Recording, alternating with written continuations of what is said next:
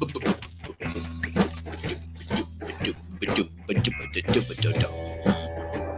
wow, wow. Midnight edge after dark. Wow, wow. Carl plays with his wah-wah. Hey, everybody. Yes. Hey, everybody. It's Midnight Edge After Dark. How's it going? I'm, of course, Nary speaking Mr. Rob, Robot Shlomo. It's Wednesday. It's Hump Day. If we couldn't remember, can you give away some of my stuff? Yeah, let's work on that this weekend. New feature. Set it up now. Do the thing for the super chats. We'll put your name on the thing, and you can win something with Tom's. Wheel. Yeah, Rob's got a spinny wheel thing, and everybody who gives us a super chat tonight will put your name on the wheel. And the reason we need super chats is just so I can pay for the shipping on this, guys. But yeah, we'll put your name on the wheel, and then if you win the super chat, then you'll just email me or send me your address, and I'll send you the stuff that you win. We haven't decided if we're going to tell everybody up front yet, so but we'll talk about that after we introduce everybody. Let's do that first. All right. Well, I'm of course your narrator, Mr. Rob Robot Shlomo. With me as always, Mr. Tom Connors. Of course. And joining us once again is the one, the only, the anti-trucker. Yeah. You said hump. He's a piece of poo.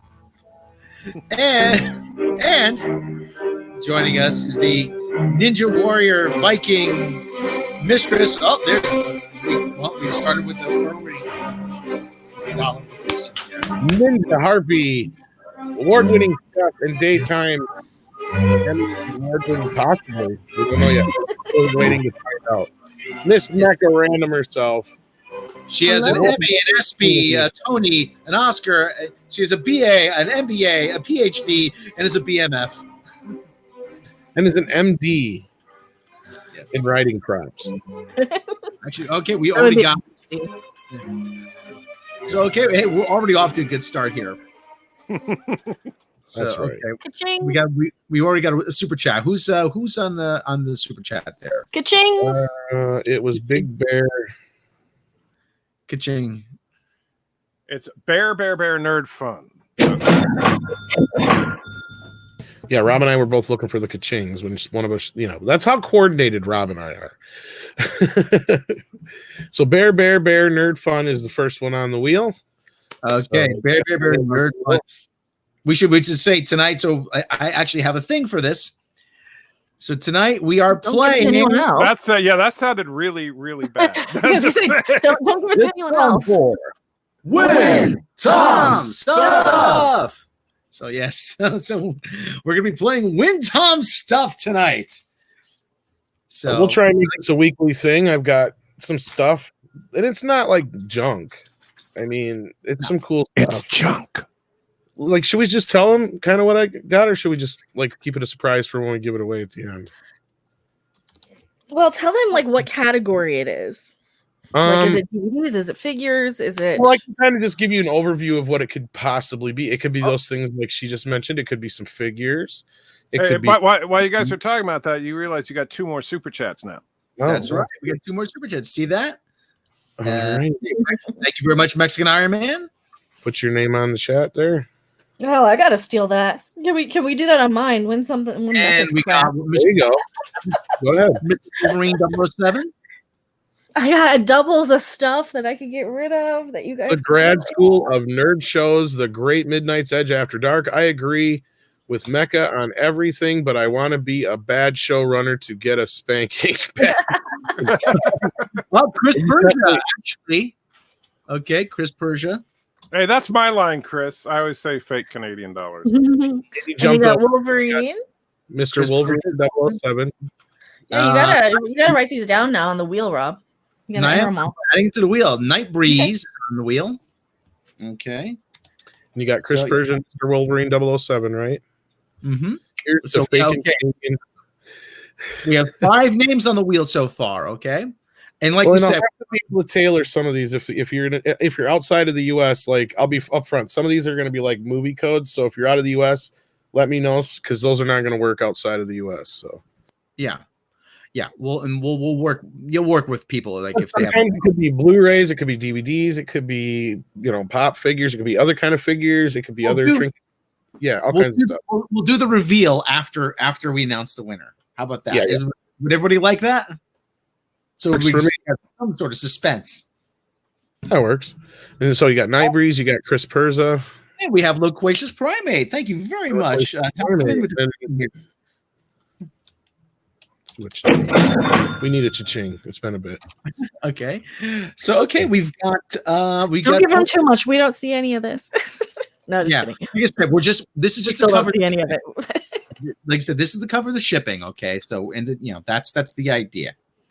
So I think we might have the shipping covered already, but but like I said, we're just and this is actually helps Tom out. It just clears out some of his stuff. So spread it around so other people can enjoy it.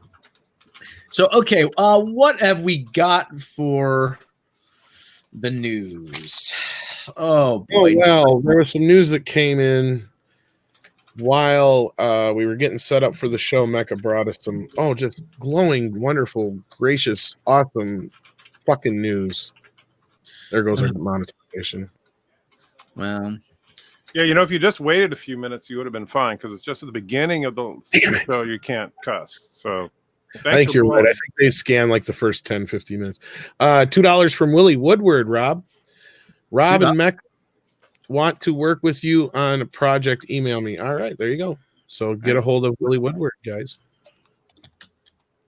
Willie Woodward, add his name to the wheel. So we got 7 names on the wheel already. We'll try and keep up. Cutoff. Do we have a cutoff, or do we have? No, I don't think so. We ain't gonna put people's names on twice. I mean, if you want to keep giving us super chats, of course. We're not gonna turn it down, but everybody who gives a super chat, we're gonna be fair and put your name on the wheel. I think we've got enough to cover shipping, so we should be okay. Mm-hmm. So that's kind of my main goal, as long as I can cover the shipping. So yeah. So this thing, Patrick Stewart. Yes.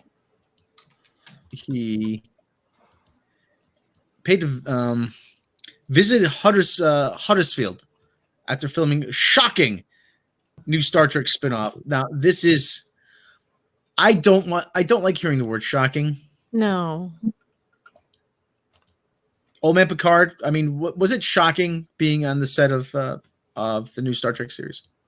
Well, there was one incident where I was walking into a set and I stepped in a puddle and it happened to be touching a live wire. And I did get shocked very badly. Well, there you go. And here's the thing. Actually, shocking could be a good thing because I frankly would be shocked if the show was really good. So shocking could mean that the show is actually good. Yes, I was shocked. I could sit but about 10 minutes of it. Well, you got another super chat from Thomas. Yep. That jerk. Thomas Fox. Your name goes on the wheel. Thank you very much. That's right. You're responsible now. No, I'm just all right. Well, Sir Patrick Stewart made an unexpected visit to University of Huddersfield a week after the end of filming for his new Star Trek spin-off series. Muirfield-born Sir Patrick, now emeritus chancellor at the university, is making a return to the small screen as former Star Trek captain Jean-Luc Picard. It's Jake Picard. We all know it's Jake Picard. The Hollywood star, a previous chancellor, was given a tour of the new £30 million Barbara Hepworth building, home to the university's School of Art, Design, and Architecture, and over 2,000 students. Sir Patrick returned to the UK after filming Star Trek Picard in the United States and rang up the university saying he was just passing by. Tom, you have to say this, Old Man Picard. He was just passing by and wanted to pop in. Sir Patrick was impressed with the facilities, which are amongst the most advanced. Funny word. Mm-hmm. We're always delighted to welcome Sir Patrick to the university, said the Vice Chancellor Bob Cryan. During his visit, Sir Patrick spoke about his return to the role of Picard and Captain of the Enterprise, in Star Trek The Next Generation. Sir Patrick, now 79, said, Pop. He said, he pop, said, huh? What pop spelled backwards is Pop. pop. He said, I don't regard it as going back. In fact, we are definitely moving forward in the series, and that's what made the difference for me.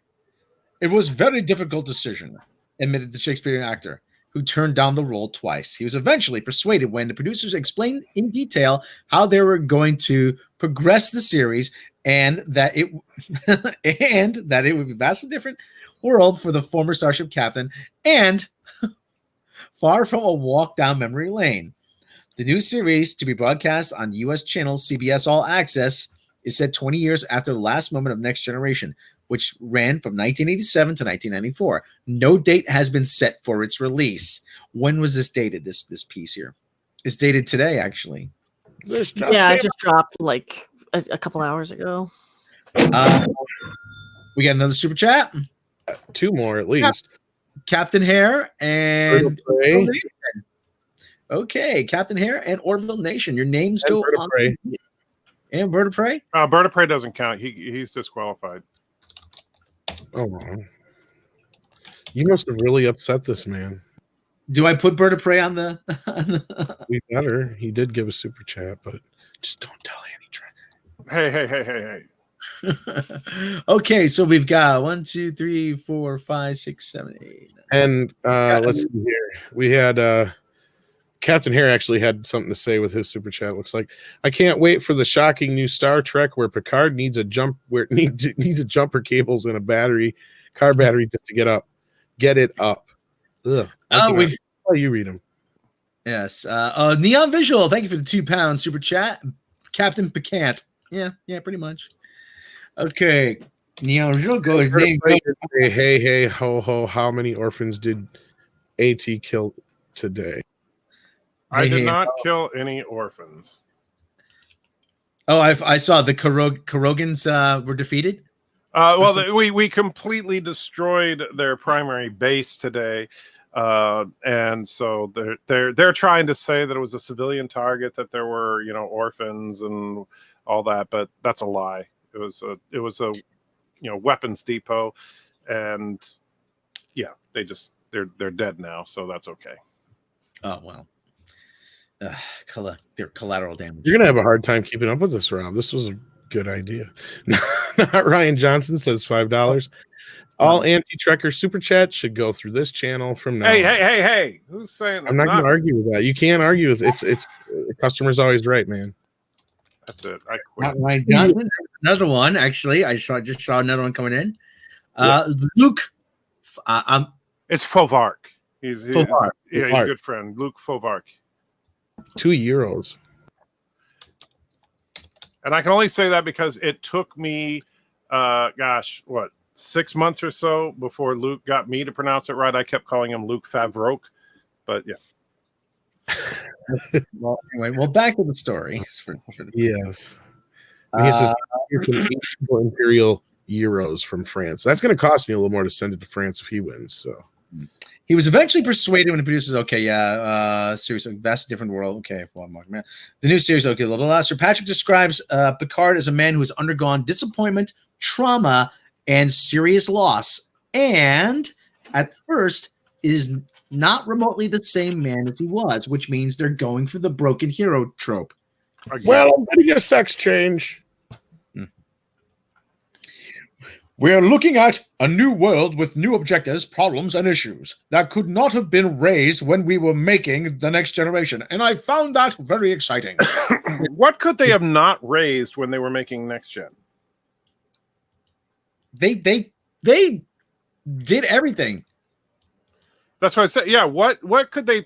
I mean, heck, they had Riker with having sex with androgynous aliens. What is it that is so controversial that they couldn't bring it up during Star Trek: The Next Generation? Well, you see, it's gonna be told from a millennial perspective.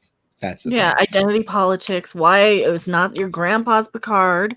Why it's not actually Picard is your grandpa? That's why they're probably gonna kill him at the end of the season. Mm-hmm. Why would we tell this from the angle of Mongolians? I'm not Mongolian. So anyway, millennials. Those are those little people, right? Yes. The little people from Gulliver's Travels. Oh yes, they're funny. Anyways, it's very exciting, and people will be surprised, and perhaps you know what they have, Rob? They have weenuses. Oh, they do. Yes. Weenuses, yes. Well, anyways, he says he's not giving up his stage work. So, that's what little people are called now. I can't call them fun-sized anymore. Mm-hmm. He says I'm clearing the decks for that, and there will the possibility of a second Picard series filming in March of next year. So, assuming he's not dead. Yes. Oh no! I kissed a dude and I liked it. It tastes just like. Please don't finish that sentence. Well, it was number one, so it tasted like beard. So, but the dude can kiss. But Screen Rant, which is always good for a laugh. I mean, we should just focus on whatever Screen Rant does because they're a fucking riot. They're hysterical, aren't they? It says Picard can unite Star Trek's divided fandom. So you're admitting it's divided. Well, that's news. That's actually the most newsworthy sentence so far. Look away, nothing to see here. Star Trek Picard. Let me share this with the chat here, so we can share this. Okay. But the whole thing, like, finally, you're starting. But wait till you hear why it's not going to be disappointed. Wait till you hear why they say it's divided. Star Trek Picard could be just what the Star Trek franchise needs to unite a divided fandom. Over the last few years, the concept of fandom has gone through something of an unfortunate transformation. Fandom was once seen as a participatory culture in which fans celebrated their love of a franchise. Now, it's become an expression of ownership, with fans determined to shape the franchise they love and railing against creatives whose decisions they disagree with. Sometimes they have a point, but on other occasions, it just gets downright nasty. Well, maybe they shouldn't fucking start it with us. Maybe the creators shouldn't go out on fucking stage at fucking Star Trek Las Vegas like a bunch of assholes accusing half of the fans of voting for Trump, like it's a place. It's not a fucking Trump rally. It's not a Democrat party. It's not a political. Not even the point. You know what this is, and everything Rob just said, Mecca, and not to cut you off here, but this is, I think, important. Everything he's saying is every single fucking point you see. Every one of these CBS shills, every one of these pro STDers that come out of these Facebook groups, and they all say the same goddamn thing. They're like bots. Mm-hmm. As you call them. Well, it's their marketing point. I mean, they have something written out. Say, keep this is our stance on it, and that is that new woman that they hired for the marketing department. Remember that her whole job was to send out marketing and promotional stuff, and that's what these people are. Well, the thing that, like, when they're talking about the change in the fandom, it's like, okay, the change is not in the fandom. The change is the fact that you guys started putting out absolute crap and the fans reacted to it. Yeah. And insulting us for it. Yeah. And that's their first thing. They have this, people are calling it the Trump derangement syndrome. When that's the first thing they attack people with is, oh, you're a racist. You're a Trump supporter. You're alt-right. You're this or that. It's like, I'm complaining about the writing on a TV show. What is any of this? Where would you get that conclusion, right? Unless it's in a marketing thing, because nobody is that stupid to assume that. Mm-hmm. Thank you. And we got two or three of them, I think, there, Rob. Actually. Yeah, we got one from Deranged Lunatic, $1. I didn't want to get you lost behind there. Yeah. And Neon Visual, we got one. It's for £2. Thank you very much. Mr. Pete's channel needs 700 subs. Hey, AT, do you AT? That's me. Okay. Do you remember me? I think Doomcock is right. Picard dies and the ship gets named in his honor. Let's just hope he goes out with a bang. Pun intended. Yeah. Yeah, I said something similar before, and I also said that the chick's probably his daughter for that reason. So we keep calling it Picard. But back to what Mecca was saying. Sorry. Yeah, Fatal J. if they do that, that's I'm sorry. I think that's just such a cop out if they make the daughter of Picard be the Picard in the title of the series. You know, I wouldn't put it past them though. I mean, I'm not saying they wouldn't do it, but it just seems like it would be a complete bait and switch. I know, but remember when they're they were like, oh, we don't have a name for the show, we don't have it, but Sneaker Martin Green leaked it, and then they got on my ass about they sent how many other little marketing accounts. It's not called that. It's not called that. Yes, it's called that. It's called Picard. It's right here in the title. It's like you just didn't want it out there first because you had somebody look through your stuff and your cast interviews. And that's what they really hate, is that we look at their cast interviews. We take what they say. We take their words. And that's the one thing that comicbook.com and Screen Rant will not do. They will not do any investigative journalism as to what these actors and producers like Alex Kurtzman say. And, I'm not stupid. I know damn well that I got a copyright strike the day after I leaked out that they don't have a Section 31 series order, right? That they keep promoting this and promoting this series that they don't even have ordered, right? I'm not stupid. I know that they're just pissed that I get more views on my channel than they do, than their Star Trek channel. Okay, but they doubled down now. Listen to them double down. Take the Star Wars franchise, for example. The release of Star Wars The Last Jedi provoked a vocal backlash among some parts of the fandom. I would call the last I checked, The Last Jedi was sitting at 47% of Rotten Tomatoes. I would call 53% a majority. Yep. That's a majority where I come from. But here it comes. In large part because it didn't line up with the stories and theories fans had built up over the last couple of years. That's not true. That's not even true. It wasn't the stories and theories. It was the fact that it was a shitty movie that destroyed canon and characters. It made them regress into things that they would never be. Right. Luke saved his father, but was going to kill his nephew. Like, what the fuck? Why would he do that? Well, and that's the thing is I remember when the whole backlash of The Last Jedi was going full bore, and all of us here and many, many others were posting video after video about it. I can't think of and I've watched hundreds of videos about The Last Jedi. I can't think of a single video that actually said, man, why did they have to not follow my fan theory? Not one person was complaining that, oh, this isn't the exact movie I wanted, because no movie ever is. They were, like you said, they were upset because they butchered Luke Skywalker, because Rey is an undeveloped Mary Sue, because they, for no reason whatsoever, ditched Admiral Akbar and brought in Captain Hare. No offense to YouTuber Captain Hare. And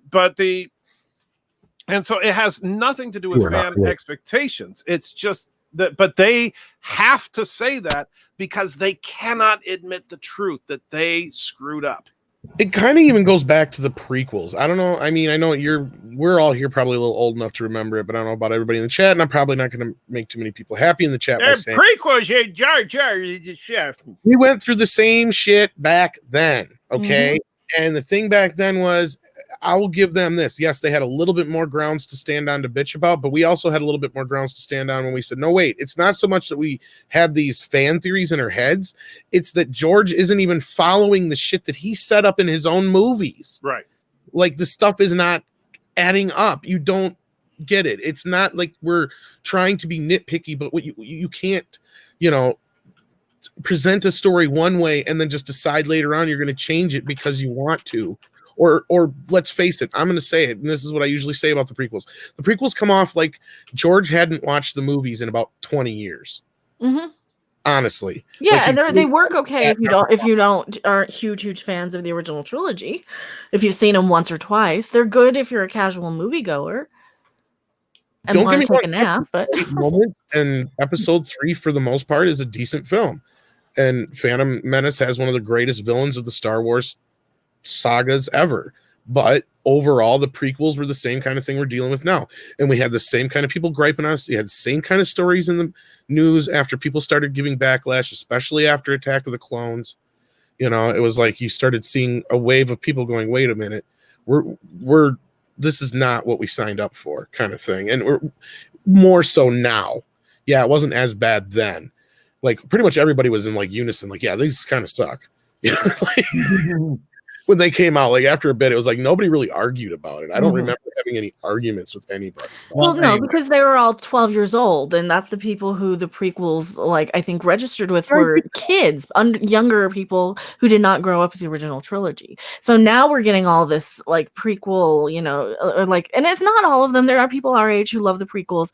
I get it. But you know, now we're getting, like, this generation of people who grew up with the prequels and the cartoon series and the expanded universe. And then you got us old farts who are like, yeah, Star Wars is like 3 movies and some prequels. Pretty much. That's where I'm at. And before we get too far, I don't want to get too far before we get some more of these super chats. Our good buddy Fatal J is in the chat. He gave us $5. Said, can you guys count down 3 to 1 and shout out Khan all at once? Love you. Bye. So you guys ready? 3, 2, 1. Khan! Okay. Thank you for that. I think we needed that just a little bit because we moved from Star Wars to Star Trek to Star Wars to Star Trek.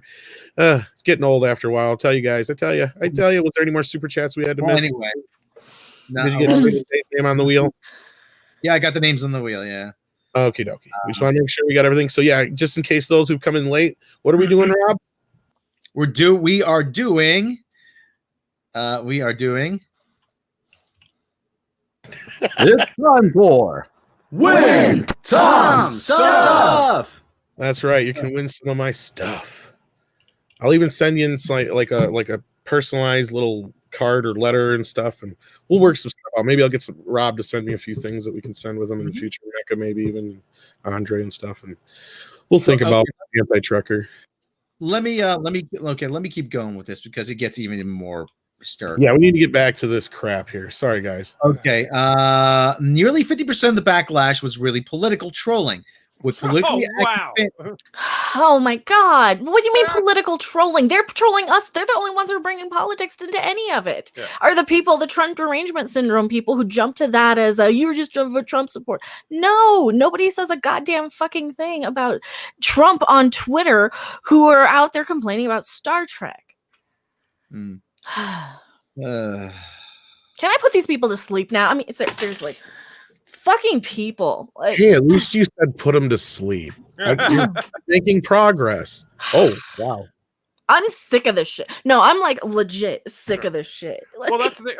And I'm really tired of this shit. Hey, Mecca, take the hammer away from the I'm not gonna hurt anything of mine. Fuck them, though. I mean, I'm just sick of them because they don't nobody is talking about politics or any of this crap. They're the ones who bring it out on stage. They're the ones who are obsessed with this shit. We want Star Trek. We want Star Trek stories with characters. You know, we don't want just verbal diarrhea, explosion, whispered dialogue, feelings in corridors and Jeffrey's tubes. We don't want that shit.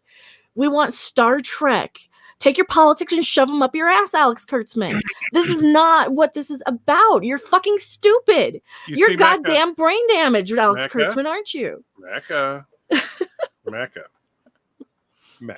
I'm tired of them. You see, but you're proving their point because since you mentioned Alex Kurtzman's politics, that means you are in fact politically trolling him. So so thank you for proving his point. Okay, well, did we get another? We got another super chat. You did get another super chat. Good day. $5 from Wild Panther. Thank you very much. And your name goes up on the wheel. No, I don't think that I'm politically trolling them, and I don't think that they have any right to say that because they're the ones who go straight. You're right. They're the ones who make it political. We have recordings of it where we're like, "Oh my God, shut up about this." We're audibly grumbling, and we're having people go, "Use your indoor voices," because they bring this shit up on stage. They turned it into a goddamn gun control thing where Dr. fucking Ricky, I'm the token gay, I'm only here because I'm gay, went out and said, "Here, you need to vote on this bill," and I don't even know what it is, but I'm such a fucking activist. I couldn't even tell you what bill to vote for. It's like, fuck you. Shove your gun bill up your ass, Ricky, while you're at it. I hate all these people. How about shove Alex Kurtzman up his ass? There we go. Wait, you're going to shove Alex Kurtzman up his own ass? Well, that's a very crowded place. I would seriously pay money to see that. I'm just saying. Well, I'm not going to. I mean, they can shove themselves. You ever see Long? Yeah.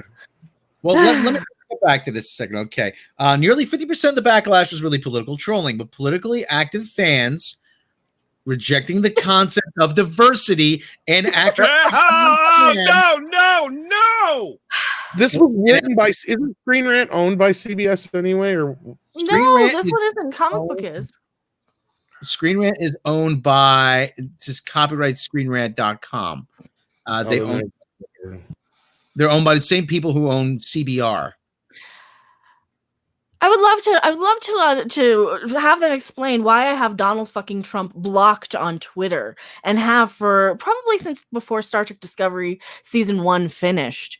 If it's so politically motivated. Not even any of their goddamn business. That's the fucking problem to begin with. This has nothing to do with who was voted. Who they're doing this simply because they're trying to come up with an excuse to dismiss the fans. Yeah, and that to me is absolutely disgusting. Well, it's America at the same time too. Well, there's a part coming up here where they almost get it. Okay, hold on. Well, it says there's a part about Kelly Marie Tran hounded off of social media. The upcoming Star Wars Rise of Skywalker is generally. She wasn't. We proved that she wasn't time and time again.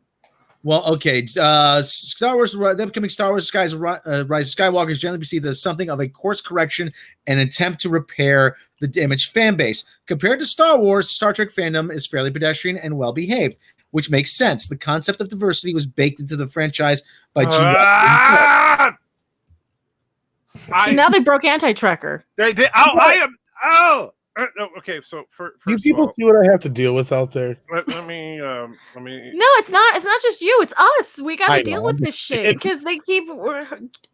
I'm trying to keep the civility in a room full of people who want to scream. Okay, it's like a daycare center full of. You want to scream Mecca? too, though. I do. So Mecca, I don't know if you can see the screen right now, but this is something I want to show you. This was a gift from one of my subscribers. Probably the best gift I've ever received. Here we go. That's why I have the writing crop, I think, because I started slapping my hands. I started clapping a lot, and then I'm like, I need a writing crop for this. Look, if I hear one more time that the fans are, oh well, they just can't handle the diversity, and it's like, first of all, that's why is it then that The Expanse isn't getting all the hate? If it's really about diversity, if it's really about us fans hating the fact that you have people of different ethnic and sexual backgrounds in your shows, why aren't all of us ranting about how horrible The Expanse is? And the reason is because The Expanse is a kick-ass show. Mm-hmm. And the Expanse is just as diverse, if not more diverse, than even freaking Star Trek Discovery. And so I am absolutely infuriated every time I hear someone say they just can't handle the diversity. If that were the case, then the fans never would have watched the classic stuff. Forget about it. We all know Star Trek was diverse from the beginning. Well, not the cage, but after the cage. Well, so we wouldn't be Star Trek fans, Right. I mean, that's what it always has been about. It's always been progressive, diverse. They had a Russian on the bridge during a Cold War. They had a black woman on the bridge during the 1960s. Here's the thing about that, Mecca, is that they genuinely can't tell the difference between progressive and far left liberal ideology. Right. They think that those two things are synonymous, and that's why, unfortunately, and I do think this is unfortunate that the Democrats have kind of over the last decade or so stolen the word progressive as meaning basically liberal. And I'm sorry, there's a difference, right? I am probably more to the right of you three, and I love the fact that you have this great diversity on The Expanse. I've celebrated the diversity of Trek over the years. It's not a left-right issue.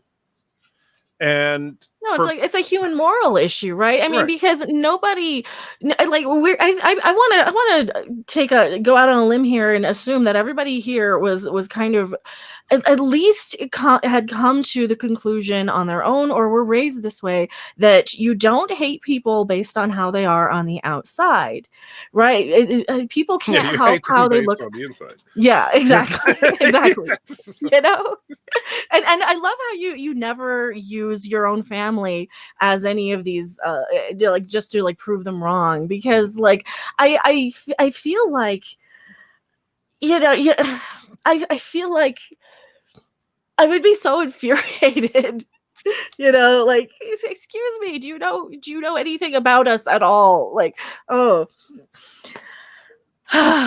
They break my brain. They just break my brain to where I lose my train of thought. And like I'll get on a roll when I'm angry, right? And it just is like instinct and it's natural. And then I just lose all energy. I am so very angry. So very angry indeed. So we got 2 more super chats. Actually, we got one from Demogeny. Star Wars fans are like first cousins. Really, no difference. Yeah. Well, it's uniting the Star Wars and Star Trek fans who used to kind of be like, well, we hate Star Trek. We hate Star. Now we're like, yeah, okay, whatever. Well, it's just $20 Australian from Sister Harrow. You guys need a drink after this. Here's countries in the drink fund. Thank you very much. Your names go up on the wheel. So please stick around. She's a nun and she insists, Rob. She's a nun? Well, I'm assuming. You shouldn't have wearing the outfit. Well, I don't think Sister Sledge was a nun either. So you're just ruining my entire life. Sister Sledge wasn't a nun? Yeah, don't mess with our religion. I am. Wait a minute. Wait. Huh? Wild Panther. Did you guys read Wild Panther's super chat? He didn't hear it. Oh, yeah, that's right. We didn't get to that one either, did we? Wild Panther, $5 super chat. Go ahead. Just try getting your movies seen without us fans. Go pull a Disney and spend millions of your own dollars like they did with Cap Woke and others. Mm-hmm. The thing is, the downside is Captain Flatass did make $1 billion, so they're probably thinking, see, it worked. That's the sad thing. Yeah, but they're being audited for a second time now by the SEC. Yeah, but that's more attached to the. I know that's the theme parks, but it's all the same company. Okay, let's get back to this. Okay, let's finish it. We can actually move on to something else eventually. Yeah. Anyway, all right. For all that's the case, though, Star Trek fandom has its own divisions, and Star Trek Picard could be the solution. All right, now here's where they almost get it right. The problems began with Jar Jar Abrams' reboot of the Star Trek franchise and, in a sense, represented competing visions of just what Star Trek really is. Abrams wasn't a natural fan of the franchise, always finding it something of a turnoff when he was a kid. Growing up, I thought, honestly, I couldn't get into it, he admitted in an interview on the Daily Show. You want to see me mystery box? Mm-hmm.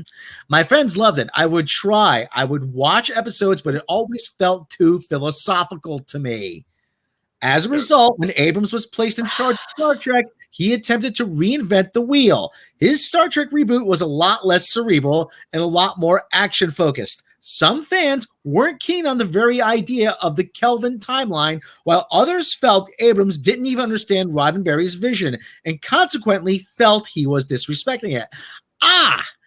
See, they've almost got it right. Wait a minute. What did he tell Tarantino? Nobody cares. Nobody cares. Nobody likes it. Nobody cares. Do whatever you want. Okay, Nobody understands it. But get ready. Star Trek Discovery proved just as divisive as the Abrams reboot. Unlike the Abrams films, it purported to be part of the main timeline, which meant its grim, dark portrayal of the Federation left a lot of fans furious. Worse still, the technology in Star Trek Discovery Season 1 seemed much, much more advanced than anything we'd else seen centuries later in the Star Trek timeline. Still, Star Trek Discovery Season 2 was a success. How?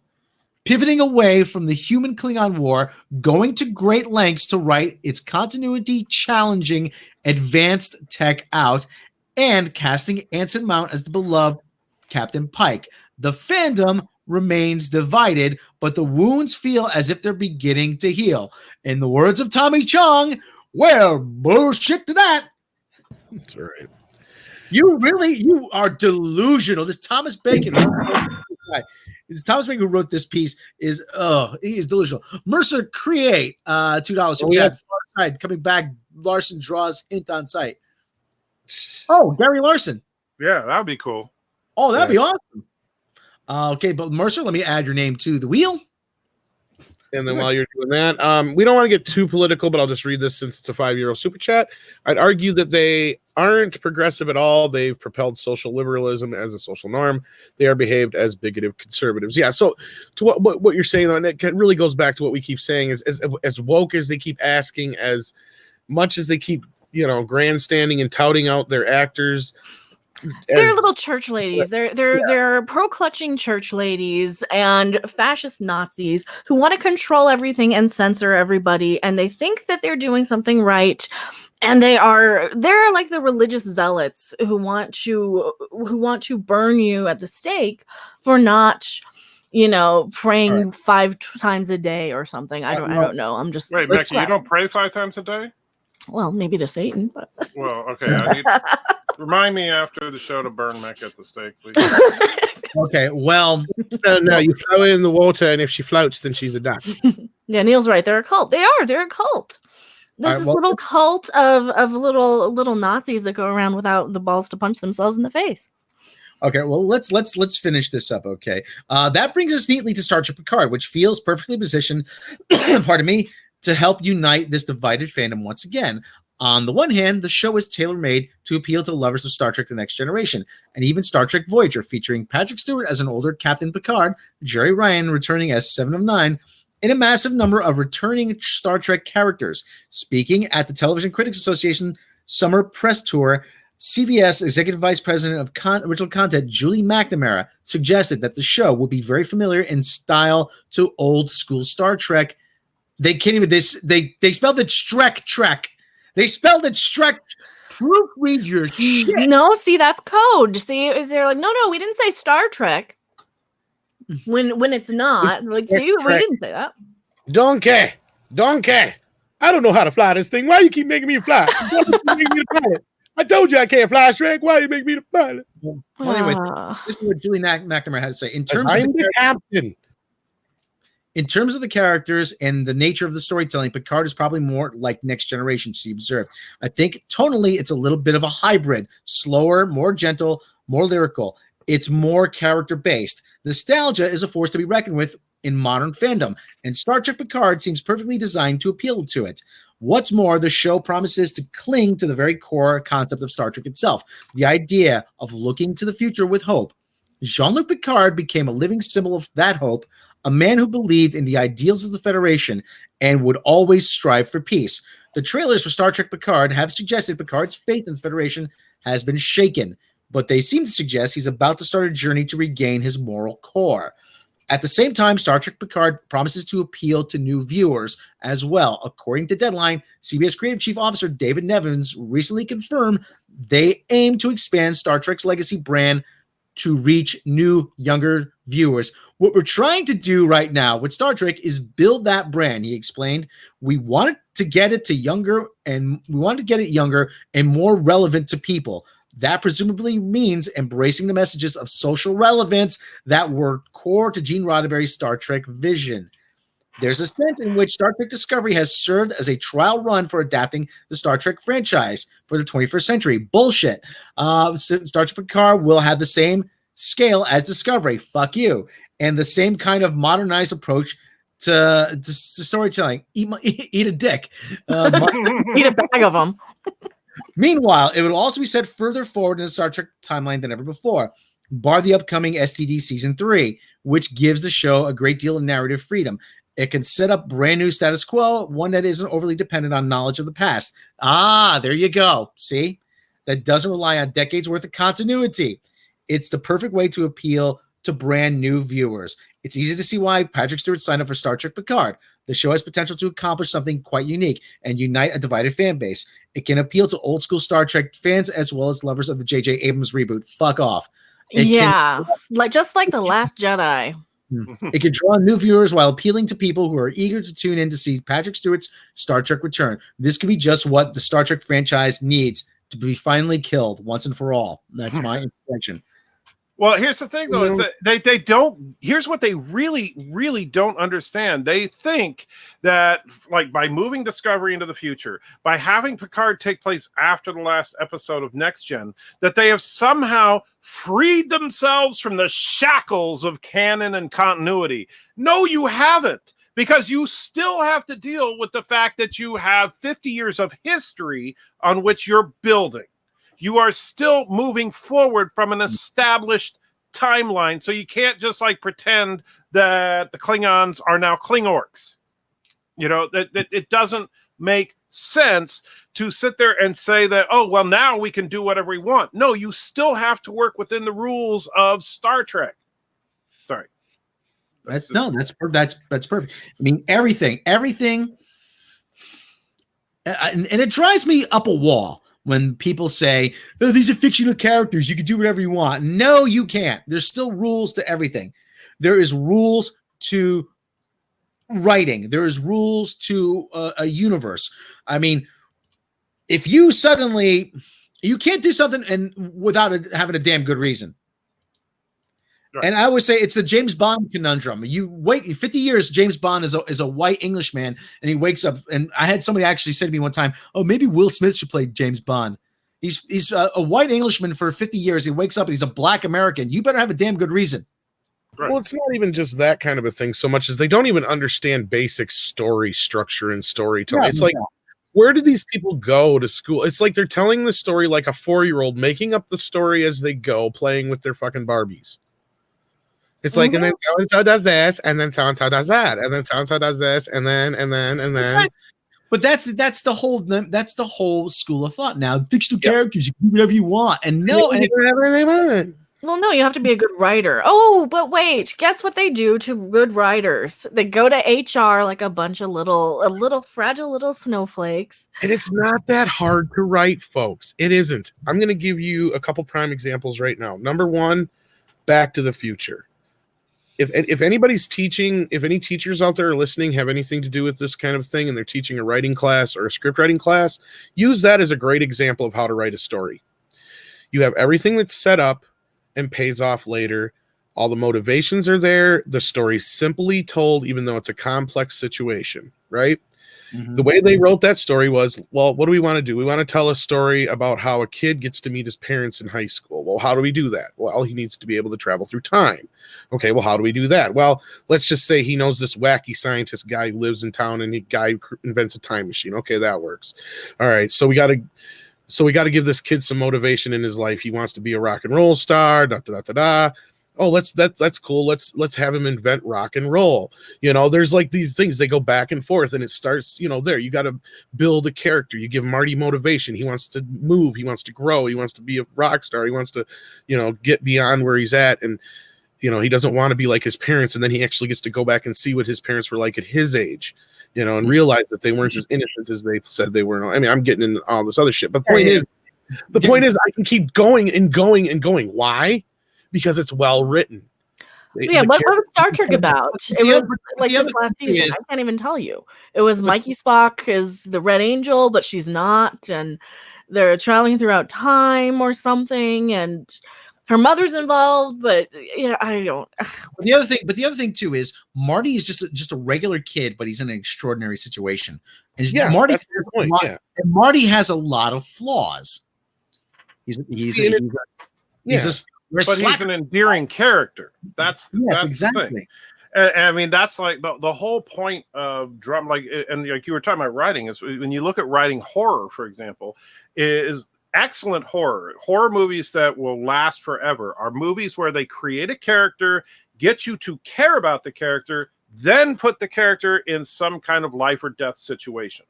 Now you can feel the fear, the pain, the horror vicariously through that character. If you don't give a crap about the character, then it's just, you know, gore porn. Right. Yeah. Well, that's where Laurie Strode comes in. That's where, like, right. You know, Heather Langenkamp comes in from Nightmare on Elm Street, and all these other great characters that people remember because, you know, they're just as good as the villains. And in these kind of movies, you do have to have that. And after a while, yeah, you get a bunch of them, teenagers nobody gives a shit about, and they just start getting hacked off. But that's where people get tired of the series, and they just wish they would, you know, keep bringing back the characters they love. And that's, you know, testament to what you're saying. And that's how you build these characters and make them interesting so that you do give a shit when they are dying. Right. Mm-hmm. Why did people like season 1 of Daredevil? Because Matt Murdock did great character. I mean, you know, and you saw, and Matt Murdock didn't always, he got beat up, he got hurt, he got injured. You know, he's blind from the very start, so he's already flawed. He's not perfect. You know, and he uses that to his advantage though, because he's special. Well, then we get to see his special, you know, abilities through the story, and that's a good way to tell a story. A not good way to tell a story is Star Trek Discovery or Star Wars that we have now, and that's where we're at, and we have this where we get shoveled nothing but garbage. I always keep pointing back to Futurama when Fry was writing the comic book Delivery Boy, and he just keeps adding powers as Delivery Boy needs them. Yeah, and good thing I have my anti-meteor ray. Yeah, and that's what Star Trek Discovery feels like. It feels like no matter what, Mikey Spock can do whatever the plot needs her to do, and it's boring. And she's not an interesting character. She comes across as a smug know-it-all, you know. And somebody like Matt Murdock is, you know, he cares about the people. He cares about Karen Page. He cares about Foggy. He doesn't want to see harm come to them. He cares about his neighborhood. You know, he takes cases for the little guy, you know, that people who can't afford to pay him. I mean, you know, he's a fully formed character. Mikey Spock is she's a cipher. And people, if you don't know what a cipher is in literature is somebody that will do whatever the plot requires of them. Right. Well, and if you love or hate the Marvel movies now, and I know there's a lot of animosity towards them, especially after Captain Marvel, but you still cannot deny that the love and care that went into building the films up through Endgame, minus a couple. You know what I'm saying? I mean, the track record there, the care that went into telling these stories, that's the thing that's the reason why people gravitate to the Marvel movies so much, and I'm willing to forgive more so than other people Captain Marvel. I just had an idea for a video, A Tale of Two Captains. We juxtapose Captain America with Captain Marvel. That would be a great lambasted. But we see though Captain America, he starts out as a skinny kid from Brooklyn, and Carol Danvers starts out as an Air Force. But both of them have similar military backgrounds, but one is actually a fully formed character, and one is just a obnoxious a reactionary set piece. Yeah, exactly. Not even good at doing that. I don't owe anything because it's a metaphor. Wild Panther, $2 super chat. Stop. Now they're rebooting reboots. We'll get it. That's our next. Yeah. We'll probably move on here soon. I think they're gonna rename that show Battlestar Discovery. But that's just my opinion. Oh God, because we could probably even get into the whole same conversation on the next few stories. Yeah. So anyway. Well, anyway, like I said, that's probably one for you though. A Tale of Two Captains. They're anti-trekker. Yeah. I've been thinking about doing something because the thing, like when you were talking about the Marvel movies, I happen to be a big Marvel fanboy, and I'm not ashamed to admit it. But I get it. You know, there are people that think, well, gee, Captain Marvel sucked. Yeah, but they made 20 movies that didn't suck, and I can forgive them a mistake. Yes. But when I see, the reason that when we watched Endgame, that we cared about what was going on was simple. They had all these characters that we had seen in film after film after film. We knew, like, it's not like for anybody except for Captain Marvel, we've seen them in at least a couple of films already. And so when the fecal matter was hitting the air agitation device, it was awesome because we cared about dozens of characters that we've seen developed over a decade of films, and now we're getting to see, when things get really messed up, and so the emotion was totally there, and that was unfortunately something that Discovery and Star Wars, they just didn't understand. They just figured, well, if we throw these characters in and we tell you that they're awesome, then everybody will care, right? No. Right? You care about Rey because everybody loves Rey. No, just because you can constantly sit there and say somebody's awesome all the fucking time on screen does not make them awesome all the fucking time. No, you're wrong. It does. Yeah. According to Star Trek Discovery, it may be that way, but it's not. I'm sorry. Go watch. I always come back to that guy, Literature Devil. Go watch his video about what makes a Mary Sue. I mean, it's is it just a picture of Mikey Spock for 3 hours? Because that's gotta be it. Pretty much, no. But there was a and actually I did find the original fan fiction with Lieutenant Mary Sue from what was that? Trekkie's Tale. Yeah, Trekkie's Tale. Yeah. And it's just it was supposed to be satire, but it's and the whole thing's only like 2 paragraphs.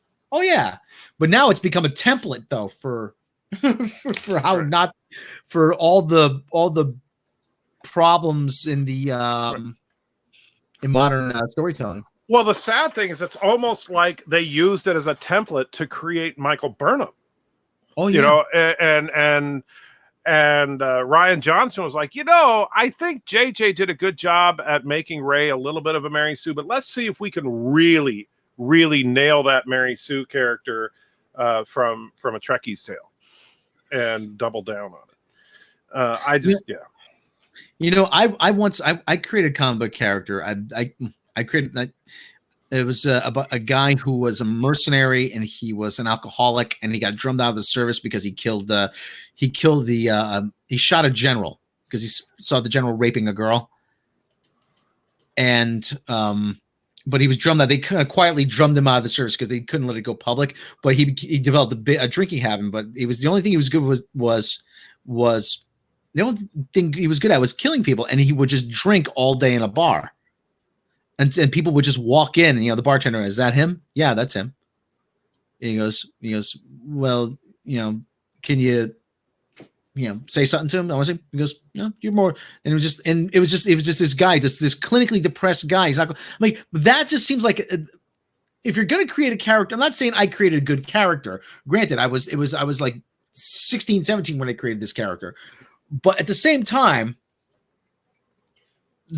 having a character like that, I would think takes more imagination and more creativity than just making someone who could do anything just right out of the box. Right. I mean, because you're right now, thought into it, at least whether you felt it was flawed or not, as far as your creation, at least you're still putting more thought into these fuckers are. Yeah, because now you've given him a limitation. He's a drinker. And you've given him not saying he's a flawed hero, but he has limitations now. No, but it's fucking writing 101. That's what you do. You have a fucking protagonist, an antagonist, and sometimes the antagonist is a person, or it's something that person needs to get over, or deal with, or whatever it is. Whether it's getting the girl, whether it's getting the job, whether it's winning over somebody's affection or whatever, one way or the other. I don't care. What I'm saying. Have something to accomplish, and that's the problem with Star Trek Discovery. They're not accomplishing anything. They're not discovering anything. They're not out there seeking anything out. Hardly. They did their little stupid Red Angel thing that they didn't even have to do.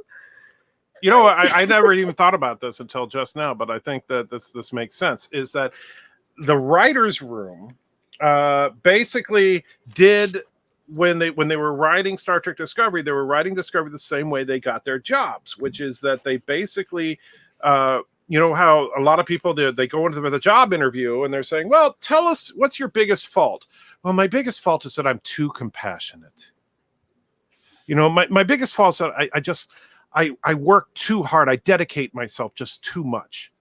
And that's what they're basically doing with Michael Burnham, right? They try to say, oh no, she has character flaws because, you know, she's too awesome. And that's, you know, she. So it's like a 20-year-old on their first job interview. Exactly. That's what Michael Burnham. Michael Burnham. I wouldn't hire somebody. Yeah. If some 20-year-old, or actually I'd say like a 22, 23-year-old that just got out of college, thinks that the world owes them the world. They walk into a job interview. Michael Burnham is the character they're describing when they're describing themselves. Yeah. And since everything is self-insert fan fiction for this crapping show, it's self-serving bullshit. Which is, of course, one of the requirements for being a Mary Sue. So there you go. Yes, it's it's wish fulfillment. Right. So let's move on to this. Don't you fucking dare touch a Princess Bride, you motherfuckers! No, absolutely not. Strange situation here. This comes out of a long article. I sent you the link, Rob, but it's way down buried in the article. I don't know if it's an interview with Norman Lear, if it's just talking about him in general. But within there, at some point, they talked to Tony Vinciquerra, who I'm sure if you recognize that name is the head of Sony Pictures Entertainment, the CEO. Anyways, it says there on screen, of course. And in this deal, it's dropped that very famous people whose names I won't use want to redo Norman Lear's The Princess Bride. Now, for those of you who are not familiar with this film came out 87 or 88, right? 87. I got it right there. Hold on. Let me see. Yeah, it's 87. I've got a couple copies myself. But anyway, Rob Reiner directed it. It's a very funny, endearing film, kind of a fantasy. How would you categorize it? Fantasy comedy? Fairy tale. It's a comedy. It's just an 80s comedy that happens to be a fantasy setting. Actually, I would not call it either. I call it satire. Well, it's a fairy tale. It's a fairy tale satire, really, what it is. Yeah, and I mean, and if you haven't read the novel by William Goldman, holy crap, the novel it's different than the movie, but the satire is even more evident in the novel. I'm trying to find the bit where it says that. Send in the self-addressed stamped envelope part. No, that's actually in the book. There's this beautiful thing. In the movie in the movie there's a scene where Buttercup pushes Wesley down the ravine, and he says, "As you wish," as he's tumbling down. She realizes it's Wesley, so she jumps down after him, and then you see the two of them reunite at the bottom of the valley and kiss. And in the book, you have him say, "As you wish." She jumps down, and then William Goldman does this in the book about a dozen times. It's hilarious every single time, where he cuts in with italics print saying that this is a note from the author, because he's actually editing a book that was written several hundred years ago, which of course doesn't really exist, but this is his story that he's editing this old book to make it more readable for a modern audience. And he says, unfortunately, in the original book, there was no scene of Buttercup and Wesley reuniting at the bottom of this valley. So I wanted to add that, but the estate of the original author wouldn't let me do it. So here's what you can do. Send me a self-addressed stamped envelope to this address, and I will send you the actual scene that I wrote for them to be reunited. When I was in high school, I did it. I sent in the self-addressed stamped envelope, and a couple of weeks later, sure enough, I got like 5 typewritten pages of them meeting at the bottom of the ravine. And so, I mean, the book is, I will tell you, being a dyslexic person, I do not read for enjoyment. I love that book. And so remaking The Princess Bride after the perfect book and the perfect adaptation to cinema, F you. Yep. No. Well, not only we're not the only ones who are upset about it. I mean, there's a couple of people involved in the production of, like, you have Carrie Elwes and now, Mrs. Count Rugen, Jamie Lee Curtis have gone on and said, no, don't do this. So. Well, yeah, and the variety piece about Norman Lear. I mean, it's just past the photograph of him on the golf cart. We have so many people coming to us saying we want to remake this show or that show. Vince Sequeira says we have very famous people whose names I won't use, but they want to redo The Princess Bride. Some people want to do animated versions of some sitcoms. Not a month goes by when we don't have an idea coming from some very big names wanting to do things with Norman. So they're not saying they're going to this. There's people who want to do it, which I imagine has been for a long time. Yeah, let's calm down the rage just for a second. And I'm going to throw something out there. First of all, I'm going to preface this with saying, no, I don't want a Princess Bride remake or reboot or whatever you want to fucking call it, readaptation, any of that. So before anybody thinks that's the case, that's not the case. I'd rather go with nothing. But if they insist on moving forward with something, okay, don't make it a fucking remake. Make it a fucking sequel where you have the opening of the movie is Fred Savage sits down next to his sick daughter and tells her the story. Tells her not the same story, but a different story. So you get, I can't remember, is William Goldman still alive? I don't know. If he's still alive, get him to help write it. Otherwise, it doesn't matter. You got Norman Lear, you got Rob Reiner involved. You're good to go. Get the money. I would even say, and this would actually, this is how you could do a soft reboot and make it work. I actually like what you're thinking of. Yeah, let me get going here because I even got a title and everything. It's called The Princess's Groom with an apostrophe showing ownership. The Princess's Groom. Okay. He goes, I'm going to read you a story. And she's like, what is it? It's about the dread pirate robbers. Oh, I hate pirates. So you set up the same kind of thing like you did the first movie, only role reversed. And he's like, no, don't worry. There's a lot of romance and stuff like that. And there's horses and all that kind of shit in here. And she's like, I don't know, the same kind of setup.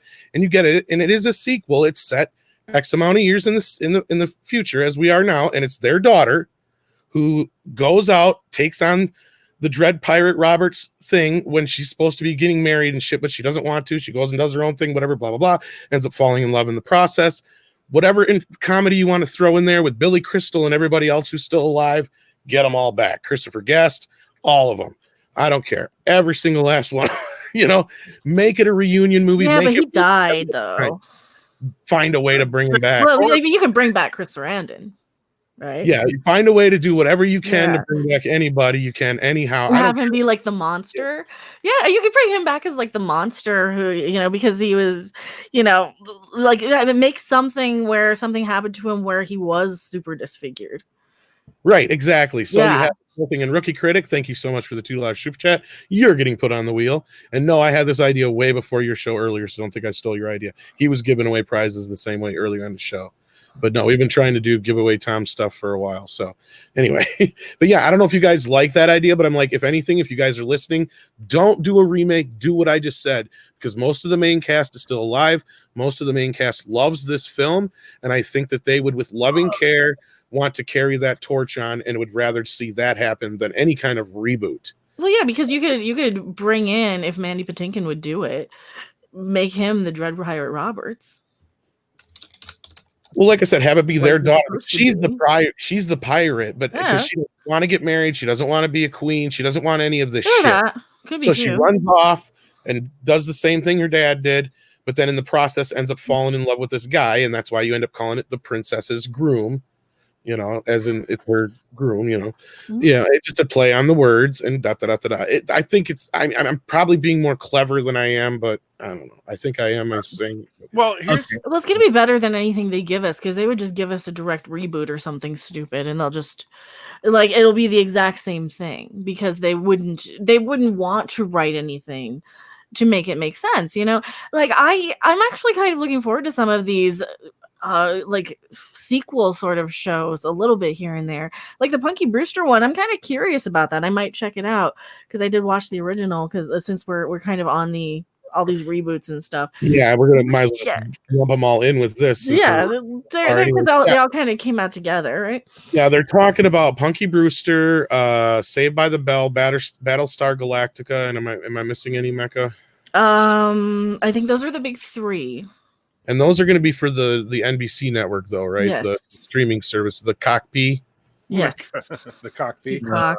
Uh, But Well- the thing with Battlestar Galactica, though, they went back on it because an official report said it was going to be a modern adaptation of Battlestar Galactica to reflect our modern times. And I'm like, fuck you, we already have that. It's called Battlestar Galactica, and it was already a reboot. And now I guess the showrunner, head writer, whatever he is, has gone on Twitter kind of backtracking a little bit and backpedaling, saying, no, it's just going to be a spinoff in that world. It's not going to be like a reboot, but, it's still going to pretty much be a Well, wasn't the last one that crashed on Impact a spinoff as well? Whatever it was called, Caprica or whatever. Yeah, well, Caprica was a spinoff, yeah, and it wasn't. A lot of it was just because the story was kind of weird because it was a prequel again, and you only had and they did the same thing with Star Trek Discovery. They made just a tiny little window of time, and Caprica. I'm sorry, Caprica just kind of sucked. That's Yeah, really the problem with Caprica. it was a little too teenage girl, Yeah. heavy and okay.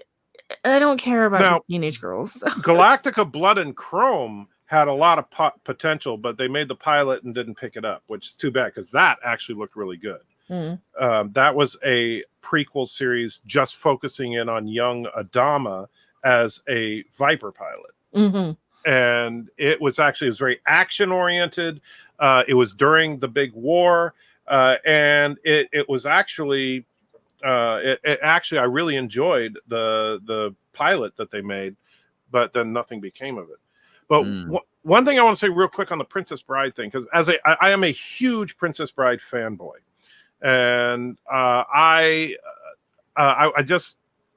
one thing that you gave me the idea when you were giving your concept of doing a sequel would be to do it as not as a sequel. So, well, it would be a sequel, but it would also be a soft reboot of the fantasy. And what I mean by that is, okay, you bring back Fred Savage, like you're saying, you have him talking to his daughter. That's brilliant. That's absolutely brilliant. But instead of having him have another book, you have him with that same book. However, and this is one of the key points of both the movie and the original novel, is that his grandfather would cut out the stuff that he didn't like about the story, right? And so he only told him the good parts. And so when Fred Savage is talking to his daughter, the good parts of that story are not going to be the same good parts that grandfather was telling him because he's adjusting it to tell it to his daughter instead of telling it to him. And so you could focus a little bit more on some of the relationships and stuff like that, but the overall plot would be the same in the fantasy world. But then when you have to That's recast actually it though at the same time, What's that? wouldn't you have to kind of recast it though at the same time? Well, yeah, but the thing is that since it's all, everything is just what's in her imagination, it doesn't matter if you cast the same actors. And so as long as you don't schlock it with the casting, you want to get good people, but obviously, some of the cast members are dead and other cast members are ridiculously old. So yeah, you recast. But if you bring back Fred Savage, because he's the only character you're bringing back that was in the quote unquote real world, so that's important. However, the fantasy characters, since that's him telling her a story, could be anybody. Now, if they came to me and insisted that it had to be some type of reboot, I would do that. But I kind of like the idea better of it. It would still technically be similar to the same story, but it would just have some new twists, and it would be the original characters that do return that are still alive and their daughter, and it would have a few new things added to it, but it's still within the same the same structure of the first. Because like I said, instead of the running off for whatever, it's she's running off because she doesn't want the responsibility, blah blah blah, but ends up falling in love in the process anyway, and all this other kind of crap. And she's kind of in the same position that her mother was in the first movie, but just what I mean. Right. Like it's all kind of a same thing, but not exactly enough to where I think you would get the fans on board, because it wouldn't be a straight up reboot.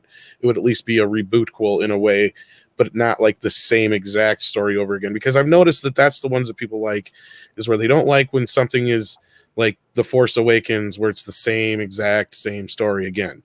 They like things like Cobra Kai, where there's similarities, but they play with it in a different way while still handing it down to the new generation, but still paying very much respect to the original. Yeah, and so I think that's why Ghostbusters is going to work, and I hope so, yeah. Bill and Ted will work, because I think we're going to still get our traditional characters. I hope you're right, but I have less faith than you. Yeah, but that's what they're doing here with the Punky Brewster and the Saved by the Bell. They're continuations. And I'm not as opposed to those as long as you're giving me something clever with it.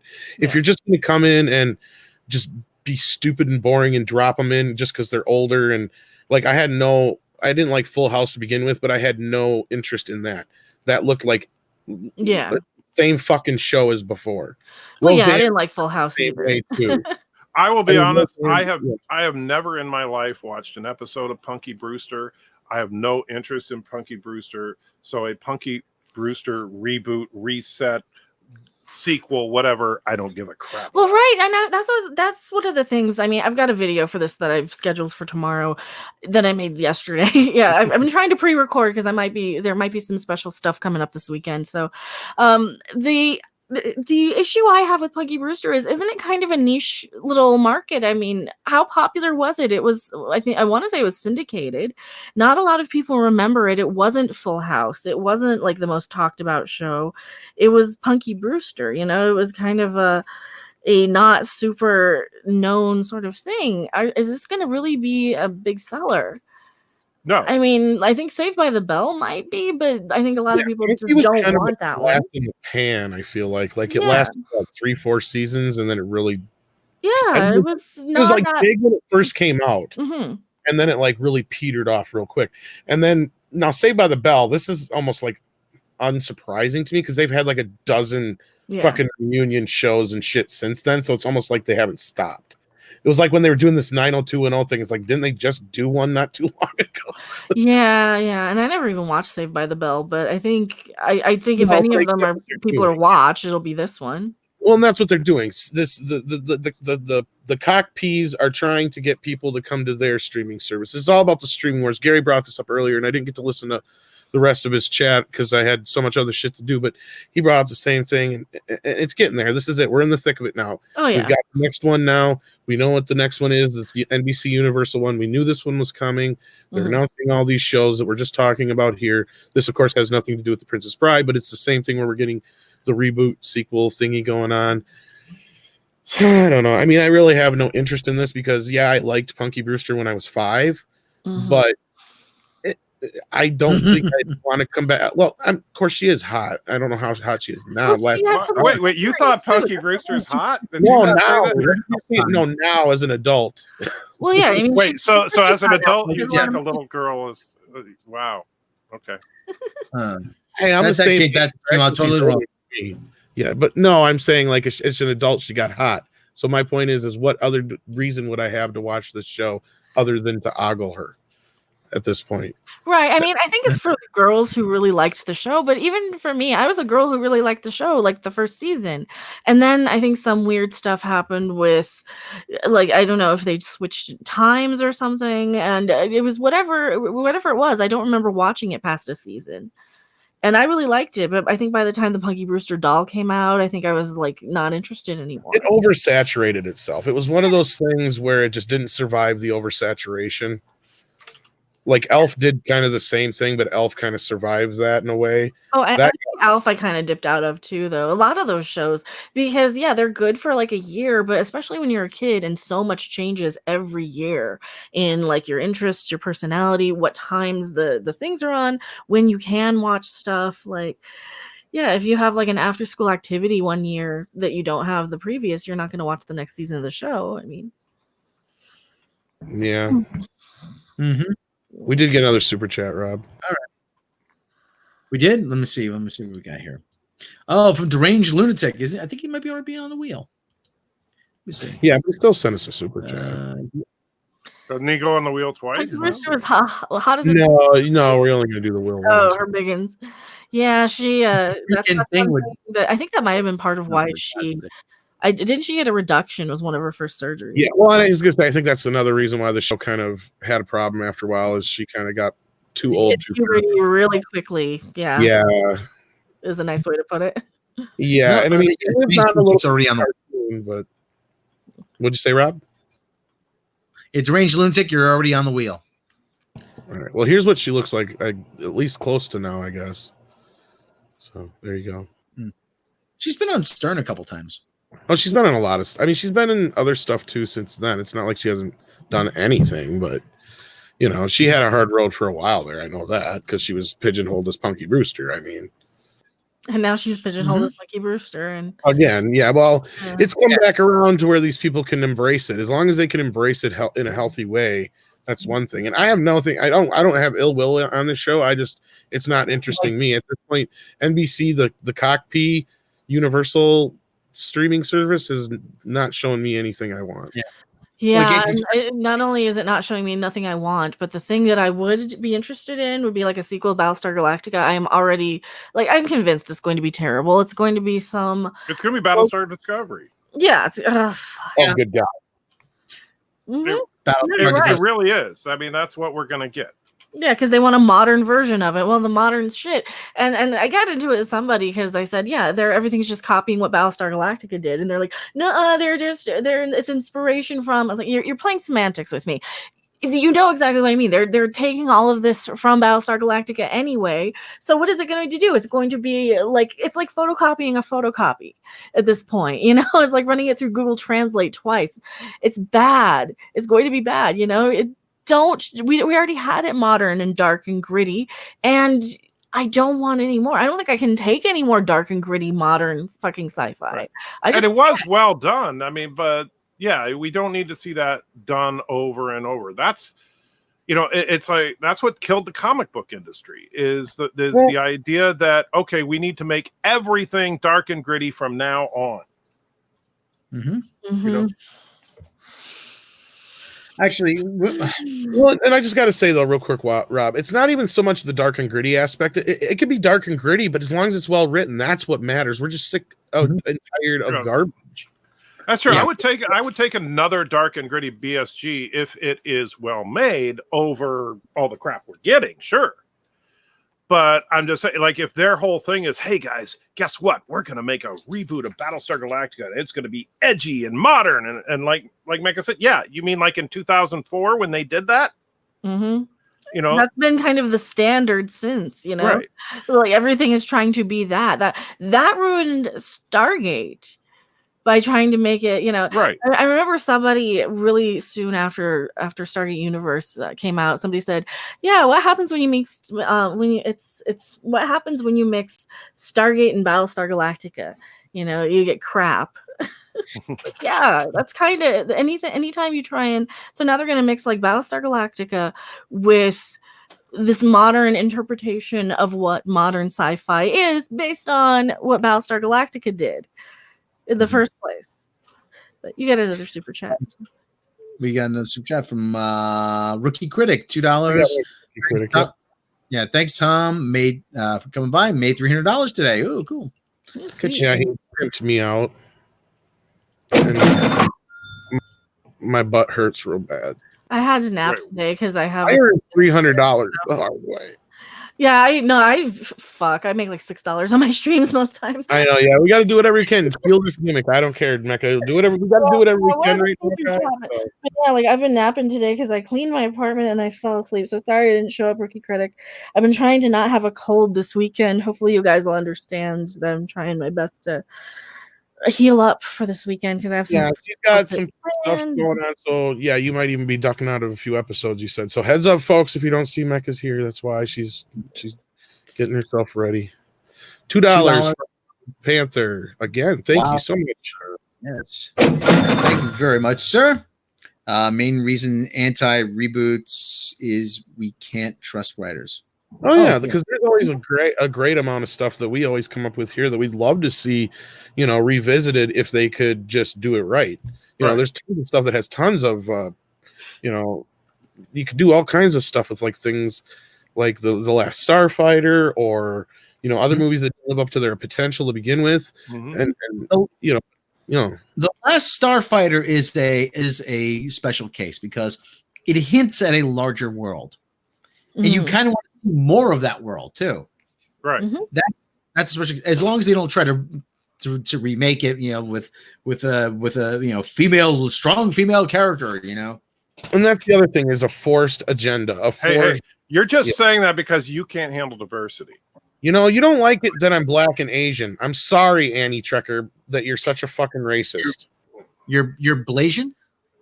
I am. You didn't figure that out yet? I'm blazing all day long. Oh, so no, okay. I'm obviously whiter than white could fucking be. I'm Irish as Irish could be, and German as German could be, I guess. Little German in there. So it's coming up on 9:30. I'm just giving Annie Trekker crap. He is not a racist, obviously, folks. Rowan Mengen. Anyway. Officially. Name on the wheel. I think. What do you say we spin the wheel after this? Yeah, Rowan Mengen. $7.99 Australian. Battlestar Galactica remake should be remade like the original series for a change. So okay, thank you very much. Ka-ching. We gotta get a ka-ching in there. All right. Mengen's name on the wheel. That the funny thing is, it's like what he was saying. If they actually remade Battlestar Galactica, and they kept all the characters pretty much as they were in the 79 run, then that would be a brave new way of doing a reboot, actually honoring the original source material. Mm-hmm. So that would be like if Hollywood really wants to be radical, hey, yeah, do it the way it's supposed to be done. All right. That's the problem, is they don't know what that is anymore. Life didn't exist for most of these guys before 2004, and it's never been and all that shit. Yeah, this is the but that's the thing though. A lot of these kids they have no concept of what came before. I love talking music to people, and we somehow the topic of rock stars and the amount of money they make came up. Well, the rock stars are rich. Rock stars are rich. And I said to this kid, he must have been maybe 24, 25, maybe younger than that, I don't know. And I said to him, listen, I've met a number of rock stars. A lot of them aren't rich. Oh yeah, sure they are. They make a lot of money doing it. I said, well, the Springsteens make a lot of money. The Bonos make a lot of money. Lord knows why. See the South Park episode? You should know why. Oh yeah. But no, your average touring band though that are still out there touring every year, unless they're Kiss or something, they're not making a lot of money. Was the $1 super chat? Your name goes on the wheel. But anyway, I said about how there are a number of musicians actually that their stories ended tragically, and a lot of them don't make any money. And Anti-Trekker, you're around the same age as I am. Do you remember? Do you know of a band named Badfinger? Badfinger, no. You remember Come and Get It? I know Badfinger, but that's because I watched TV shows behind the music about him. The song "Come and Get It" is their most recognizable. If you want it, here it is. Come and get it. Oh. They were on the Beatles label, Apple Records. I remember that song, but I didn't know the name of the band. So good. And they also anyway, belted out there too. Day After Day. They did the song Day After Day. They had a few hits. But the thing is, they were on the Beatles label. They actually had a number of top 10 hits, and their main songwriter, Pete Ham, he died penniless. Well, not penniless, but they'd signed a contract with a manager named Stan Pauly. Stan Pauly stole their $650,000 advance from them, from Warner Brothers. They'd signed one of the largest record deals at the time, $3.5 million with Warner Brothers. Their manager stole the advance from an escrow account. Warner Brothers pulled the album, and so they could not make any more records for Warner Brothers, and they were quite literally starving. They were the band was being financially starved. And I had this kid say to me, oh, well, why didn't they just release their music themselves? I said You couldn't. You had a contract. I mean, they would have been sued into oblivion. I said it was the 1970s. Who would have how would you have printed it? Yeah, I don't think people understand how that works. Yeah, You just put, and he was just this addant that you can just put your music on iTunes, and They you didn't can. have iTunes back then. You had a thing you had to print. And that just like it was 1974. There was no internet. There was no iTunes. even so, if you are tied to a label, you are fucked. You have no choice in any matters unless you're somebody who's completely independent. Exactly. Yeah. But the other thing, like I said, it was 1974. These things didn't exist, and like I said, a lot of them don't realize things like smartphones and the internet, and this is all relatively new. This is just within the last 10 years, and a lot of people have gotten spoiled by all this technology, and they think it's always been here. It hasn't, but it's a very myopic worldview that a lot of these people have. I'm like, oh well, that thing. Oh, that's thing with that Captain Kirk guy. Oh, that's old stuff. That doesn't have anything to do with me. Even if they do, or they're shocked to find really that happened before. Oh, wait a minute. You mean there was a world before I was born? You want to go back to 20 years ago and what the internet was like? You could barely download a song, and if you did, it was most likely illegal. Yeah. Yeah. And it wasn't another 2 or 3 years before Napster became a big deal and had to start facing all that shit. And yeah, so this is just a window into it. If you're a younger person, just to kind of give you an idea, we're not trying to talk down to you. We don't think you're stupid. Obviously you're here, so you do have some smarts. You want to listen to us old fogies talk about this shit. So that's at least one good, check mark in your favor. So, you probably got a good taste in music too. We're willing to bet. At least I raised my kid that way anyway. He don't watch movies, but at least he's got a decent taste in music. So I got one out of the two out of him. Sci-Fi Commodore Jones. Yes, K-Tel records were the mixtapes of its day. K-Tel. You know what K-Tel? Or you just tape it off the radio. That's how you downloaded stuff. That you tape it off the radio. You just had to cut out the commercials. Yeah, and if you didn't have the tape player in the radio, remember holding it up to it. Days who would ramp in and out. It's like, shut the fuck up! I'm trying to record. God damn it! And that guy on the K-Tel commercials, he was always yelling, "K-Tel presents, solid gold hits number 12." You know why those guys yelled? I didn't know this until like recent years. It was because those were always generally at night, late at night, right? Oh yeah. It was so yeah. Annie Trecker knows where I'm going with that. And this is legitimate. Like that's why they did that. Like it was deliberate so that they would wake you up from whatever sleep you were in and call. Yeah. Who's yelling? It's like, fuck, I need the Eagles and oh shit, they got Steely Dan on there too. Cool rock. No way. It had a song by America on that. Awesome. Neil Diamond. Fuck, I'm down. Okay. All right. So, we've got about, what do you say? Do you want to play Win Tom stuff? Let's do it. I think we got enough people on the wheel for those who are curious what the whole thing is going on here. Let's give them a little. Now, the winners have to be present, right? Okay. Yeah, the winner.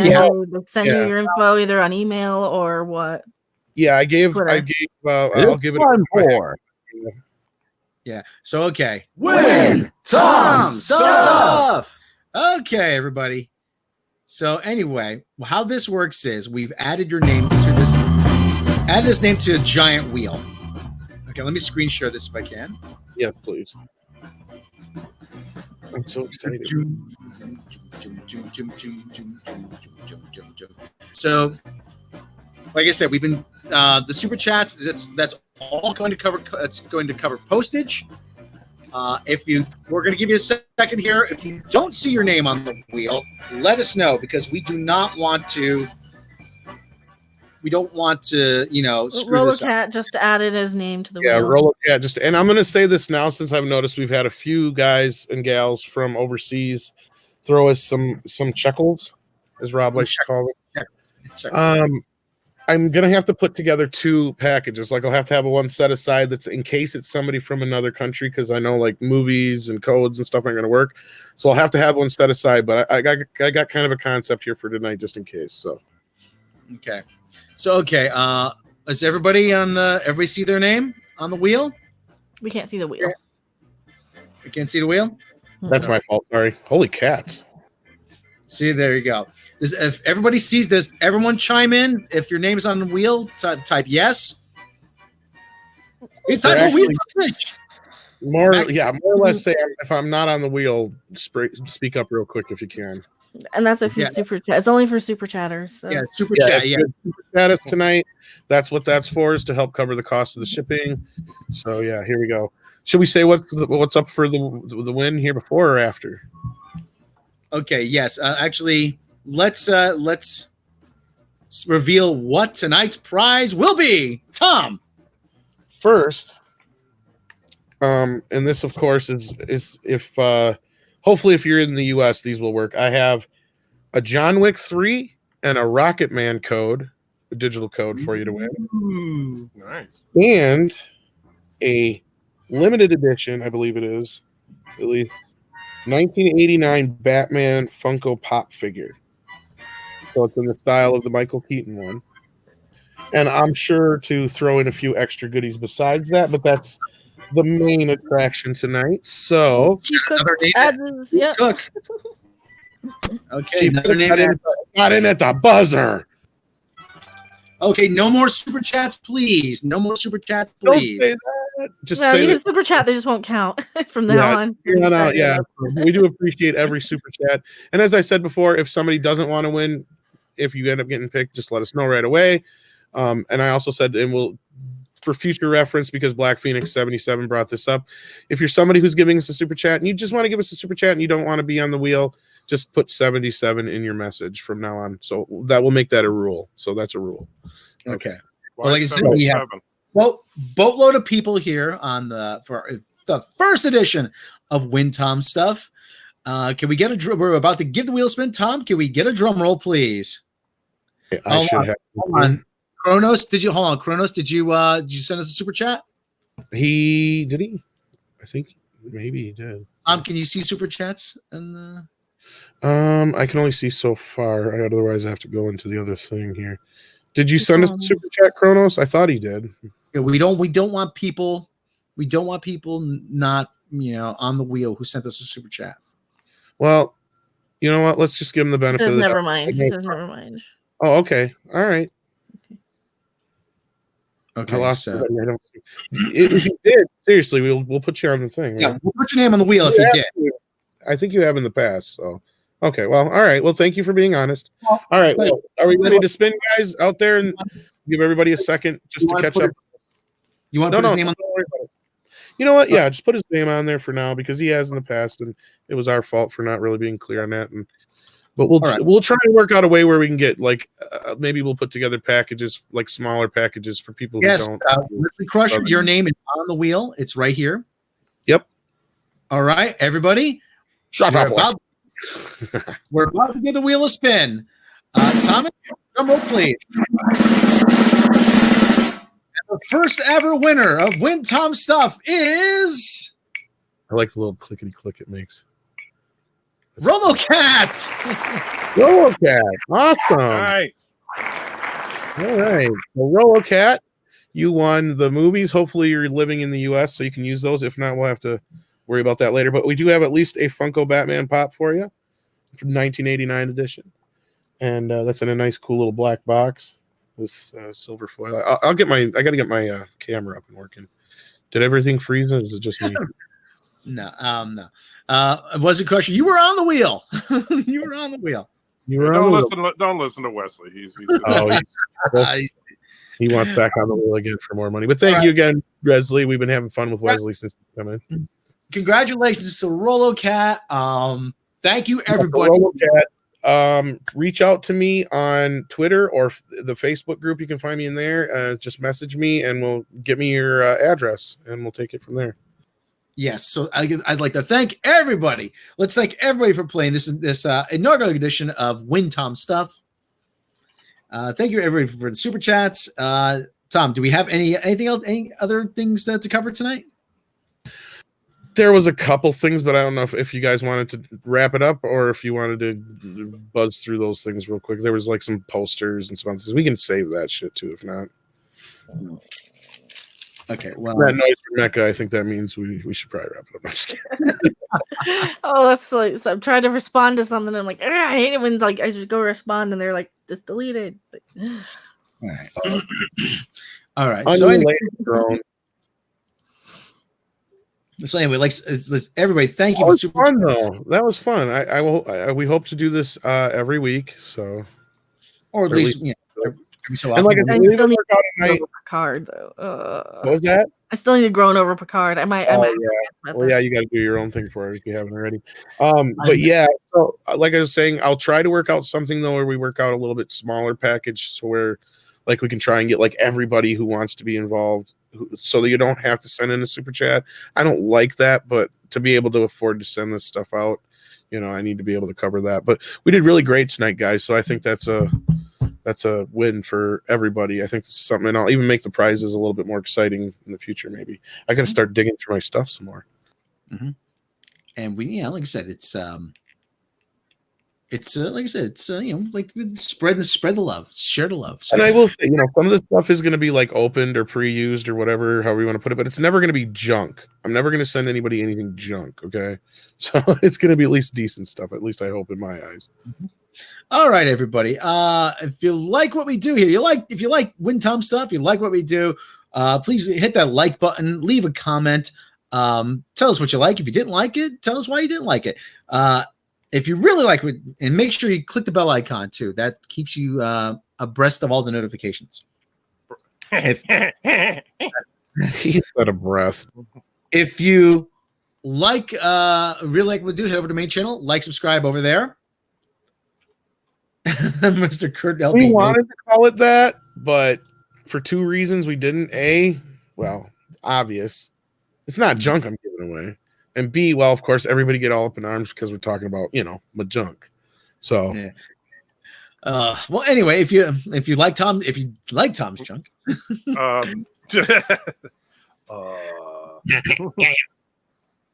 If you really like that, head over to Patreon. You can get all kinds of bonuses, bloopers, outtakes, lost episodes, behind the edge making videos, my 10-minute stand-up set, and more. You can support the show. Tom's junk. You can support the channels for as little as $1 a month. You would, you pervert. If you don't like Patreon, we've got Subscribestar. You can check us out over there, and you can also support the show directly at PayPal. Cut out the middleman. And if you don't have the means to support us financially, like, subscribe, share with your friends. If you're already subscribed, make sure you're still subscribed, because YouTube is being a bunch of dicks. They really are. Because we cannot do this without you. Anti-Trekker, tell them about yourself and what you do. Oh, as you can see, I am a steaming pile of crap.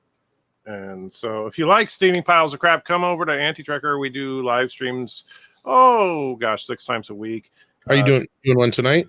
No. I actually, on Wednesday, and the reason Wednesday is never an issue coming on here is on Wednesdays I actually do a morning live stream.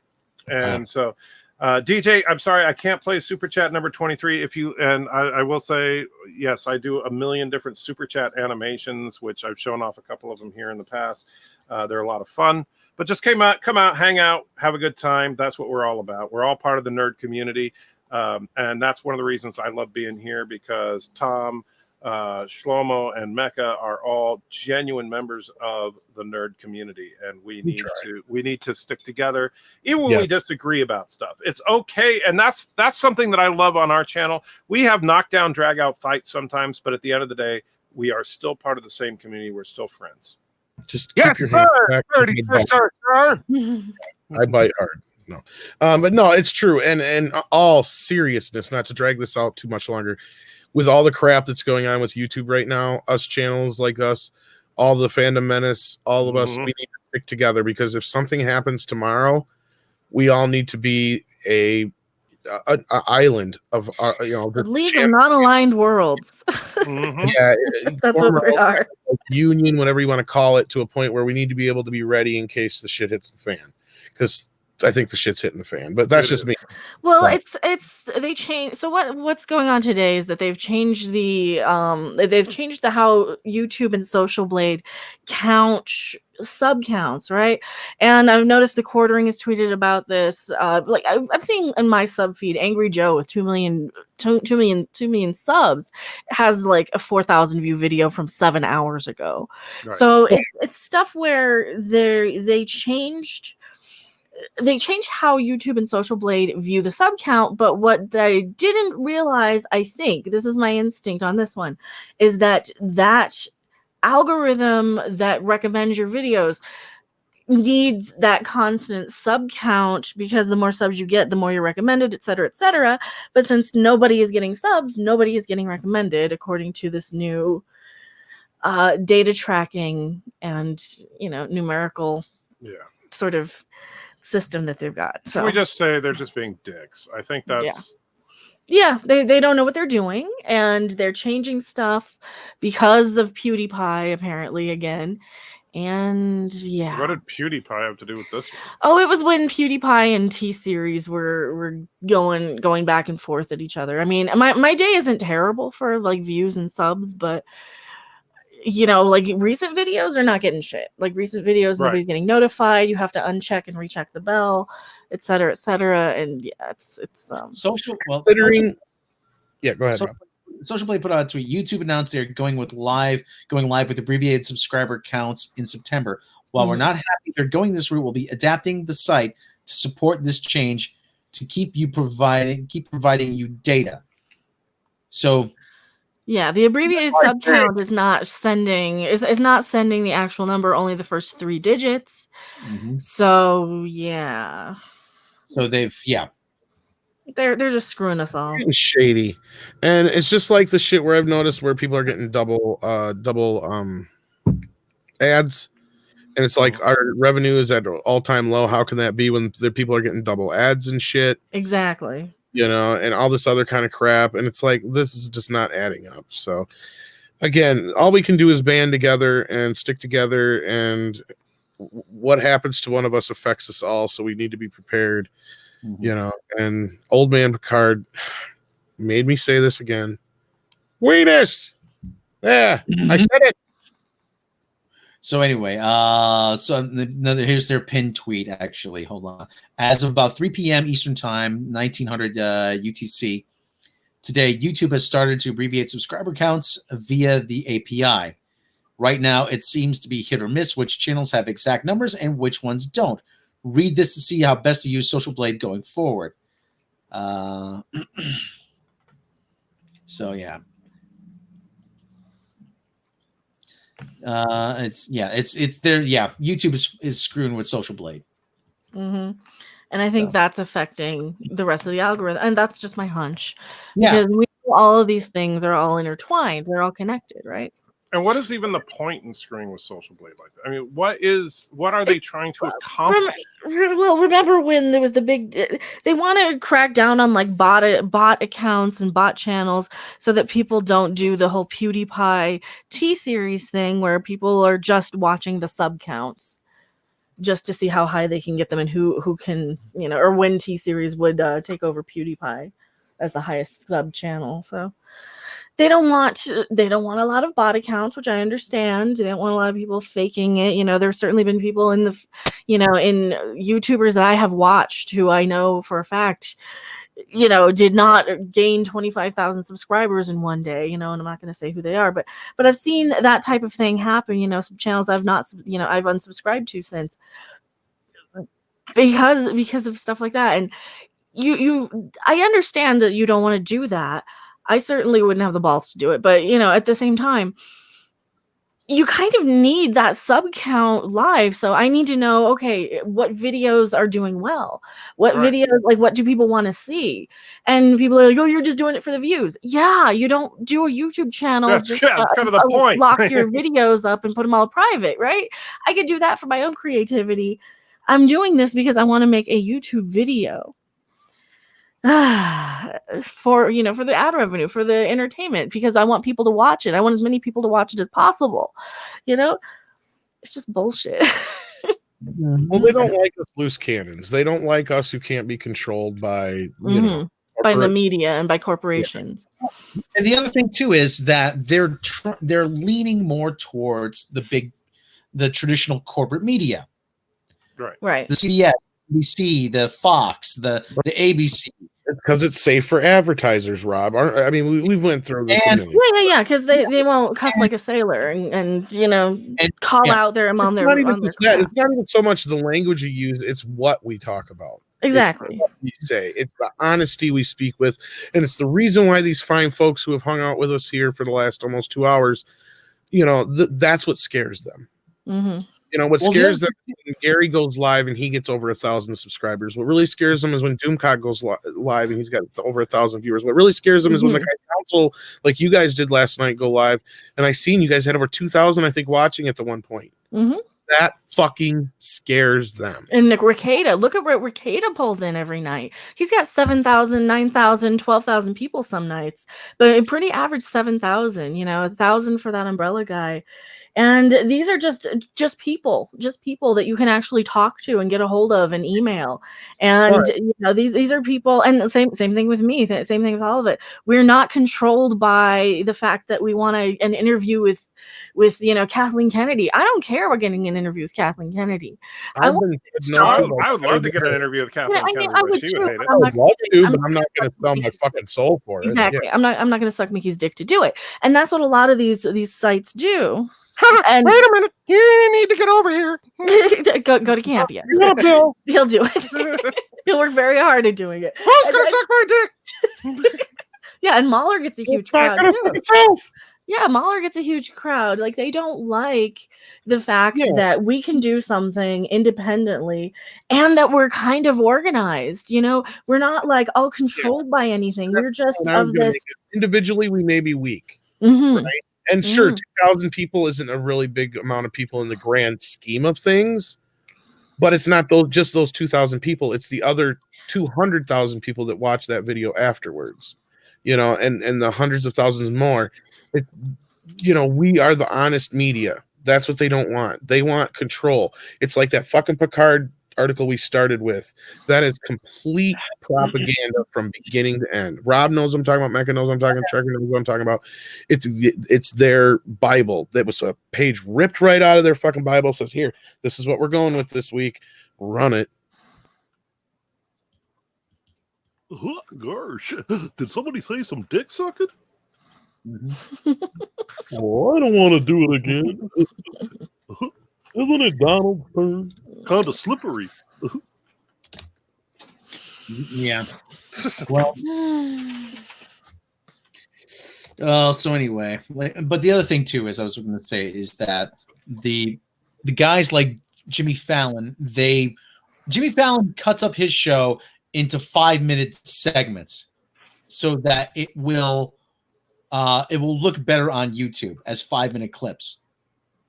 So in case you missed Jimmy dancing one night, you can go to YouTube and see the clip of him with doing dad dances with Chris Christie or playing beanbags with whoever.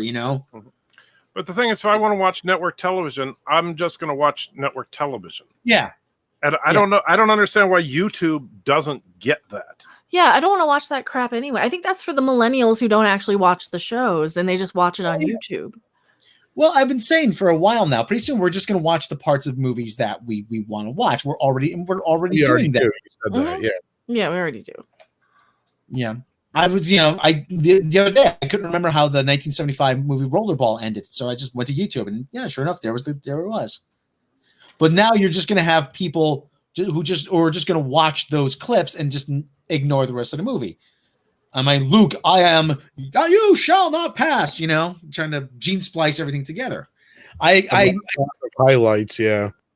I equate it to, you have a book.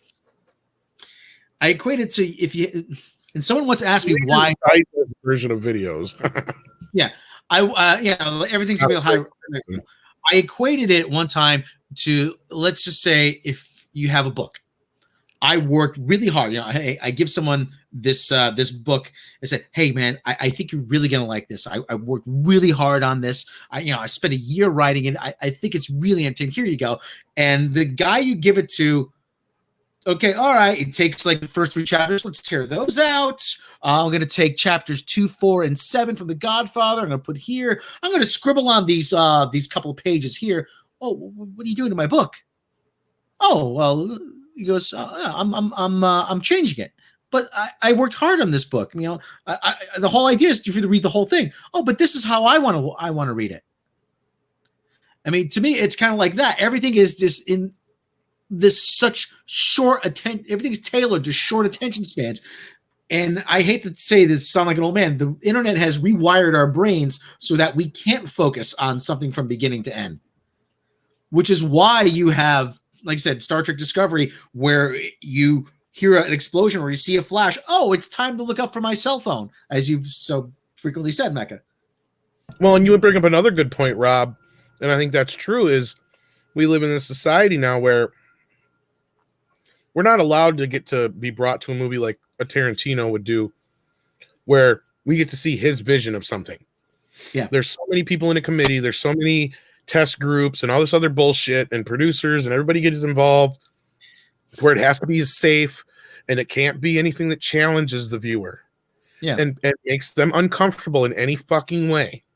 Mm-hmm. Because then they'll reject it in some way. Look at what happened to It, Chapter 2. Look at what right now. Have you heard this shit? And I don't want to take this too far, but I got to give Miss Sarcastic Nerd credit for retracking this down, because I'm like, where the fuck did this come from? What is this big thing with It and the gay situation? Because yeah, they're upset that he kills gay people. Yeah, he kills children too. He's a freaking psychotic child murdering clown, and you're mad because one of his victims happened to be gay. No, but let me break this down for you. I couldn't figure out where this was coming from. She reminded me. It was from that fucking Babadook thing where they fucking shipped them. Pennywise and Babadook. So they had been lofting Pennywise as this gay icon for the last 2 years. That's on you. That's not on the directors. That's not on Stephen King. That's not on Bill Skarsgård. That's not on anybody else. That's on you idiots for fucking making Pennywise into something he's not in the first goddamn place. That's like saying I look up to Freddy Krueger because he's a great guy. I want to emulate Freddy Krueger. You lock my ass in prison. Why, Mecca? Because Freddy's a fucking child molester and murderer. That's why. Well, actually, Freddy Krueger was just a child murderer until the reboot. No. They had a line, and they hinted at it several times. Yes. Yeah, and in some of the official books, which I totally need. If anybody has the Nightmare on Elm Street like novels, not the novelizations of the movies, there's a few books out there. There's like a series of 4 that are supposed to really, really play up on that, and I would kind of like to see that and see if like he's creepier in book form. That'd be because like a book talk kind of thing. Yeah, I know. I'd love to read them because I've got like the Dark Shadows books that were the continuations written by the actress who played Angelique on the show, and I know that there's like a set of 4. I had them in my Amazon wish list forever, but they're like $50 a piece at least, or something, or 30 to 50 each for these Nightmare on Elm Street books when you can find them. And yeah, in the books for sure, they really, really like are supposed to amp up the fact that he was a child molester. You know, this is not a good guy. He's a murderer. This is same thing with Pennywise. He killed children. He fed on their fears. Yeah, Pennywise isn't even a person to begin with. First, no, he's an alien thing, right? An alien demon monster. They humanized him on their own accord. Okay, so you cannot blame the filmmakers or anybody else for this shit but yourselves for making a big deal out of something that wasn't there to begin with. Okay, Pennywise doesn't give a fuck about whether or not, you know, a character's gay or not. That has nothing to do with what he does. He doesn't even have that concept on a level. You know what I mean? Shit, there's a fucking scene. Did they have it? I'm trying to remember. Was it in the first movie? Because I know I remember it so vividly from the book, where the leper like offers the one kid a blowjob underneath the porch. And I swear I don't think that was in the movie. I think the porch part is, but I don't think he says something about, you know, the blowjob thing. Like, that's what I'm saying. Like, so it's not like it gives a fuck. It has nothing to do with anything other than, you know, you people out there who are having an issue with this made this a problem to begin with. That's what I'm trying to say. Sorry. Mm-hmm. No, you're right, because they have it in their heads that these characters are a certain way.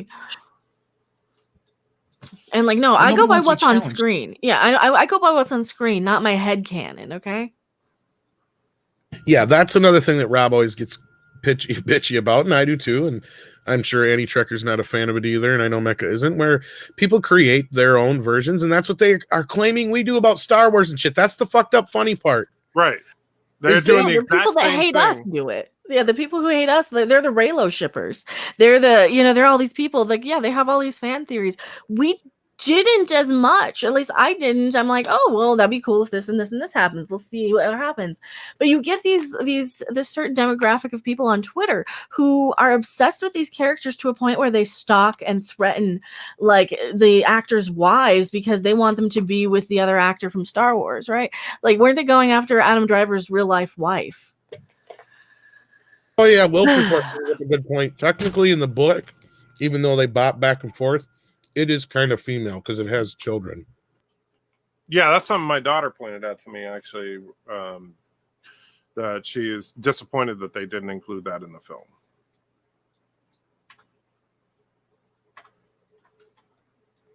So these people that are freaking out about it are totally overlooking that fact too. But anyway.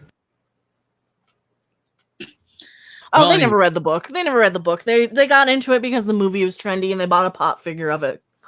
That's the people freaking out. My only issue with it, and I said this, Mecca, in the review that you hopped in on, my only issue with it was it felt out of place in 2016. Like nobody else is saying anything. Because, like, okay, 1985, when the book took place or whatever, when this event actually happened originally, not surprising in a small town to see, two drunk guys be bigots and go after these two homosexuals, right? No surprise there. Yeah. In 2016, it's a little hard to believe that some punk kids are going to get away with talking the way they did to these guys in a town. I don't care how small it is. Right. You're going to have somebody come up and say something. They didn't even have like a flash of people like looking over and then just kind of looking away, like the whole dairy issue thing. Like they did kind of emulate that in the first one a little bit. Yeah, they did in the first movie, but I didn't know they didn't do that in the second. But I haven't seen the second. Not in this instance, they didn't, and it was kind of out of place because of that. Yeah. Part of it, though, is that unfortunately Hollywood genuinely believes that in this this false binary, right? That basically you are either a hardcore, modern, third wave feminist, gay activist, all that, or you hate women and you hate gays. Mm-hmm. Right, that there's nothing in between. There's nothing in between. You're either an activist and you put down everybody who isn't, and yeah, you're right. Because there's no no. I just don't. I just want to go play pinball for a while. I don't want to be on everybody's ass who doesn't immediately support this thing. I'm not obsessed with this. I'm not an activist, and that's right. When somebody asked me about, what are your thoughts on homosexuality or something, I said, well, I support I think the Supreme Court did the right thing by legalizing, but quite frankly, I don't give a crap.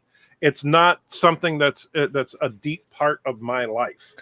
And most of the countries, I don't give a shit one way or the other, but I think they need to be persecuted against. That's all. Right. Really, I don't care what they do in the privacy of their own homes, but I think they need to be, they should be allowed to be miserable just like every other married person in the world. Right. Yeah. You have the right to lose half your stuff in a divorce like everybody else. Half. They take half your shit. Hey, but now it's like, did you guys did you hear about that? Well, I can't remember the guy's name, but a cast member that was hired for Saturday Night Live next season was already fired because as a freaking stand-up comic, he made fun of Chinese people and gays, and it's like, he's a stand-up comic. Saturday Night Live makes fun of Chinese people and gays. In fact. Yeah. And it wasn't 30 years ago, during the Obama administration, and they had this great series of sketches where Obama was meeting with the Chinese prime minister, and his translator was, instead of saying, F you, he was saying, would you do sex to me? And it was hilarious. But yeah, it's just, but now it's like, oh, if you tell a gay joke, somehow you're Satan. Okay, well, yeah, Mecca, you came to this first, and then Rob, I know you had a very passionate take on this, especially from a standpoint as a comedian. And I just want to point out, just because I wasn't sure if they were related, Leslie Jones leaving the show had nothing to do with this. No. But thank God she's fucking gone. Well, she's dreadful. I can't stand her. I can't stand any of the new SNL cast. The only time I I haven't watched it in 20 years. the only reason I watch is if there's a host that I really, really want to see. Like, I'll watch the Eddie Murphy one, but then you'll have to bring somebody else really good on for the rest of the year for me to watch. Oh, but you can't watch Eddie Murphy anymore. He made fun of gays. I think it's okay. Didn't he sleep with one too? No, I just gave her a ride home. All right. She needed a ride, you know. Yeah, he's also made fun of white people, black people. Right. He's a comedian. He even had a for bit where he's job. like, "I'll fuck the midget." That's the name of the bit, folks. I'm not kidding. I know. Which one were you talking about? I didn't I hear. fuck the midget. Yeah. Oh, okay. But yeah, I'm so sick of, oh my God, I can't believe he told a joke about gays. You know what? Here's the thing with comedy, and I mean, I know you guys agree with me on this, but what Hollywood has lost sight of, either you can make fun of everybody or you can't make fun of anybody. Mhm. And so if you're going to sit there and say, oh my God, you can't have him on the show because he's made fun of gays, fine. But you damn well better not be making fun of Christians or conservatives or any of those other White groups that you hate. Right? Yeah, that's the thing. They always like to go after, and this is what pisses me off more than anything. They say, "Oh, you can't say this, you can't say that, you stupid white person." Excuse me. What if I said that to somebody who is black? I would, I would never dare, because that's the disgusting thing to say to somebody based on the color of their skin. And that's kind of what we always come back to, is that you have your protected categories that people are so dumb they jump on the bandwagon of, and they don't understand that that's what they're doing, is that they're participating in this group mentality of, well, it's socially acceptable to pick on this group and that group. Yeah, you know what else is socially acceptable? There's a certain party that was socially acceptable in Germany. There's a certain horrible act of stuff that went down in the American South at one point in time. You don't even need to go to that extent. You can just go to the simple fact that the things that a lot of people in their place used to fight for, they're destroying. Exactly. And not only that, they're basically, they don't even understand what they're doing in the process of. Like, here's an example. It used to be illegal for somebody of any race other than white to use certain bathrooms in the South up till a certain amount of years ago. Okay. Now, to be able to make that illegal, you have to be able to make it legal for it to be considered a discriminatory thing for, not to allow a person of color or whatever to use a bathroom or a restaurant or stay in a hotel or whatever. Right? That's equal rights. That's what people want. Okay. Yes. Now, you don't get equality by oppressing another group, right? That's right where I was getting to. And it's just the same thing as what do they call them? Jim Crow laws or whatever the hell it was back in the day. It's the same fucking thing as that. You guys are bringing the same kind of shit back on, but it's going to be the exact opposite, and it's going to blow up right in your faces. And I'm not saying it to anybody who's in our chat listening right now. I know, because we have fairly normal people. That moral majority, that what they see is the moral majority out there that are not listening to us and just listening to their own farts and smelling them at night because they have nothing better to do. And what did you call them earlier, Rob? Or who was it? Somebody said it earlier. God damn it. And I wanted to steal it, but they're come back to me. They're consumers, but they don't consume. They're anti-consumers, but there was a cool way somebody said it. May have even been Gary. But it's this whole generation of people that have an opinion about everything, which, they have a problem with us having an opinion about things that we've spent our whole lives spending money on and spent time loving and caring about how we viewed and, we're fans of, but we're not allowed to say anything about it now because we're meanies, right? But they're allowed to say whatever the fuck they want about us, call us names personally, get personal, dox people, all this kinds of other kind of crazy shit. I don't even want to get into the extent of some of the depths that some of these, like, look at some of the shit that Anna had to deal with. That's just some fucking vile shit right there. Mhm. And it's Absolutely. And then Jesse Milestone goes in and defending her on Twitter by saying, yeah, this guy needs to be shot, because he probably does if he's going to, do things to her sister's bed. And Jesse got banned. Don't even repeat what the fuck the guy said. He just said something very vile about just her disgusting about her sister. And then to turn around, because I don't want to give him attention. But anyway, to turn around, and I know people like Jesse Miller, I think, had the same thing. He was defending somebody and ended up getting booted off of Twitter. Why is this when somebody actually defends somebody with the truth, of a matter? And yeah, she probably shouldn't have fucking said that. But how is that any worse than what he said? That's what I understand. It's like, no, it's okay because they're in the moral majority. They're in the right. It's like, no, you don't see what's happening here is these people are becoming exactly the oppressors that they were trying to fight against years and years ago in their place, is what I was trying to get to from the start. Sorry. I just have one question, though. Who is the new Gears of War for? The hardcore gamers. No. Have you seen the trailer for Gears of War 5?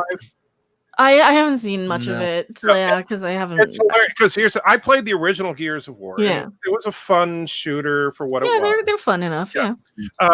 Gears of War 5. The entire trailer is about this woman kicking ass. So I ask again, who is this game for? Because most of the people that played Gears of War and loved Gears of War weren't doing it to get in touch with their feminine side. That's because they're trying to appeal to these anti-customers or whatever it was. But the problem is and my point there is that the people, why are they trying to appease a group of people that have no interest in your product? Because this is what they hear. They hear, I would totally play that game if it was a chick, but I don't even have a PS4. Yeah, but they're never going to buy it. Yeah, they don't say I would buy it. They say, oh my God, this doesn't have any representation in it. You should be ashamed of yourself. And then they go and write an article on Kotaku, and then they never buy the fucking games. Right. But the sick thing about all this is the simple fact that these these companies that produce this stuff are bowing down to it. That they're actually sitting there going, well, gosh, you're right. We don't have any representation. It's probably just because our audience doesn't give a crap about that. But, we'll go ahead and fundamentally change our product to appease you, even though we know for a fact that you're never going to buy our product. And it just boggles my mind. I don't understand it. And I'm seriously, my brain hurts. It's because they're trying to get. Go ahead, Rob. Yeah, Gary said the biggest when this started was a few years ago. There was a survey. The survey said, "Are you interested in comics?" And something like 51 or 53% of women said yes. That just means they've heard of them. Here's the thing, though. If you say, are you interested in comics or in superhero movies, you can say yes and not be a fan. Let's look at this another way, Rob, real quick. And I know the way you're going with your point, and this will help your point. Let's change comic book for McDonald's. Yeah. Chances are they already fucking buy McDonald's. Yeah. You're asking 51% of the people that already are buying this shit. So what are you going to do? Change it so that 51% get pissed. Go ahead, Rob. I didn't mean to steal your point, but yeah. But the question was not do you buy comics, not do you read comics, not do you subscribe to comics. Are you interested in comics? And those are the kind of people that have a Funko on their desk in their cubicle at the office somewhere. I hate to stereotype people, but at the same time. But Marvel took that and they said, we've got to gear more stuff towards women. And it's been a fool's errand, I have to say, ever since. Because like I said, you fundamentally changed, as Anti-Trucker said, you fundamentally changed what everything is, what everything is about for an audience that doesn't exist. The people who didn't buy comics before aren't going to start buying them now. No, and that's the whole point I was saying. Yeah, either the people are already buying them already or nothing's going to change their mind. If they're interested, or they're not. Period. That's my whole point with the burgers is you can't. What are you going to do? So she changed the burger, and what happened? Same thing with the new Coke scenario we brought up a million times. Yeah.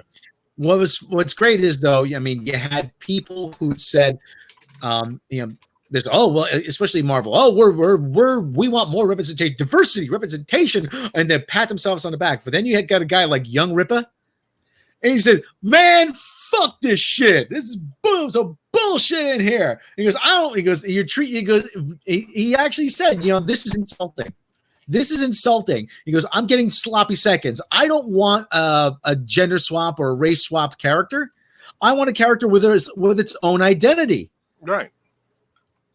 And all these people who are like, "I want to see myself on screen. I want to see myself on screen." I'm like, okay, fine, but you know something? I'm not that narcissistic that I need to see myself. You know who one of my favorite characters on the Orville is Yaphet, a green blob. I'm sure he represents all the gelatinous beings all over America who watch the show. Represents me very well. Thank you. Hey, as good as Yaphet. How you doing? Never seen so many dead hookers in all my life. But no, and this kind of brings us to another point. They're talking about Gumby in the chat. Do you think Eddie Murphy's going to be able to get away with doing Gumby now? Because let's face it, the joke is Gumby is insert whatever old Jewish Hollywood producer here. Right. Who goes, "I'm Gumby, damn it." That's really what he's doing. He's making fun of old Jewish Hollywood people. Well, if you ever saw the Gumby Christmas special, was one of my favorite of the Gumby sketches. Oh, it's classic shit. Yeah. That's why it's funny. Gumby. He's doing a kind of a stereotypical thing, but you know what Eddie Murphy did back in the day? He used to sit there and listen to these Yiddish guys talk all the damn time. That's how he's good at that shit. But I remember like the Gumby Christmas special, how it ended with, "All right, guys, I just want to say a Merry Christmas to you all, and to my agent, to my lawyer, and to my accountant, Happy Hanukkah, boys." And that's like, I'm Gumby, damn it. Yeah. Donnie and Marie, will you kids quit making out over there? Yeah. Donnie and Marie. That was oh man, I love that era of Saturday Night Live. And it's like funny how you can't find that era of Saturday Night Live on Hulu. Let you have it, man. Like, well, that's because I heard more so because of what's his face, who made Saturday Night Live, Lorne Michaels.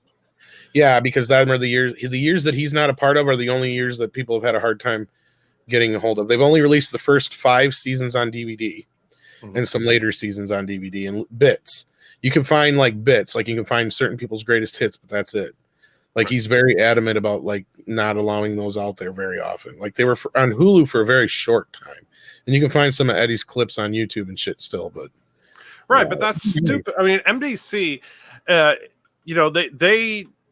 Here's the thing, like the Jimmy Fallon thing, and when all these late night talk show hosts and they put clips of their crap on YouTube, I never watch that crap because I don't think their shows are particularly good to start with. No. However, Saturday Night Live is a show designed for freaking YouTube. Because, there you go. If you're listening, put every single Saturday Night Live, well, up to at least 97, and we'll subscribe. Exactly. If NBC actually started putting every sketch from Saturday Night Live on YouTube, NBC Universal would probably double their income. They'll hopefully be smart and put it on the Cockpea network thing. I don't think they will because, quite frankly, I mean, if they're going to fire a cast member because he said a gay joke, do you really think they're going to show SNL from the 80s? Not anymore. Yeah. And, you can't even show, you could never show one of the most famous skits in SNL history. We can't the Chevy Chase, Richard Pryor? Yeah, you knew exactly what I was going to. Yeah, that was a great sketch. But the thing is, like, I would never repeat Richard Pryor's lines from that sketch. But holy crap, did that nail the point home? So yeah. I'm gonna do a little word association with you. Just say the first thing that comes to your mind. Dead honky. There's another.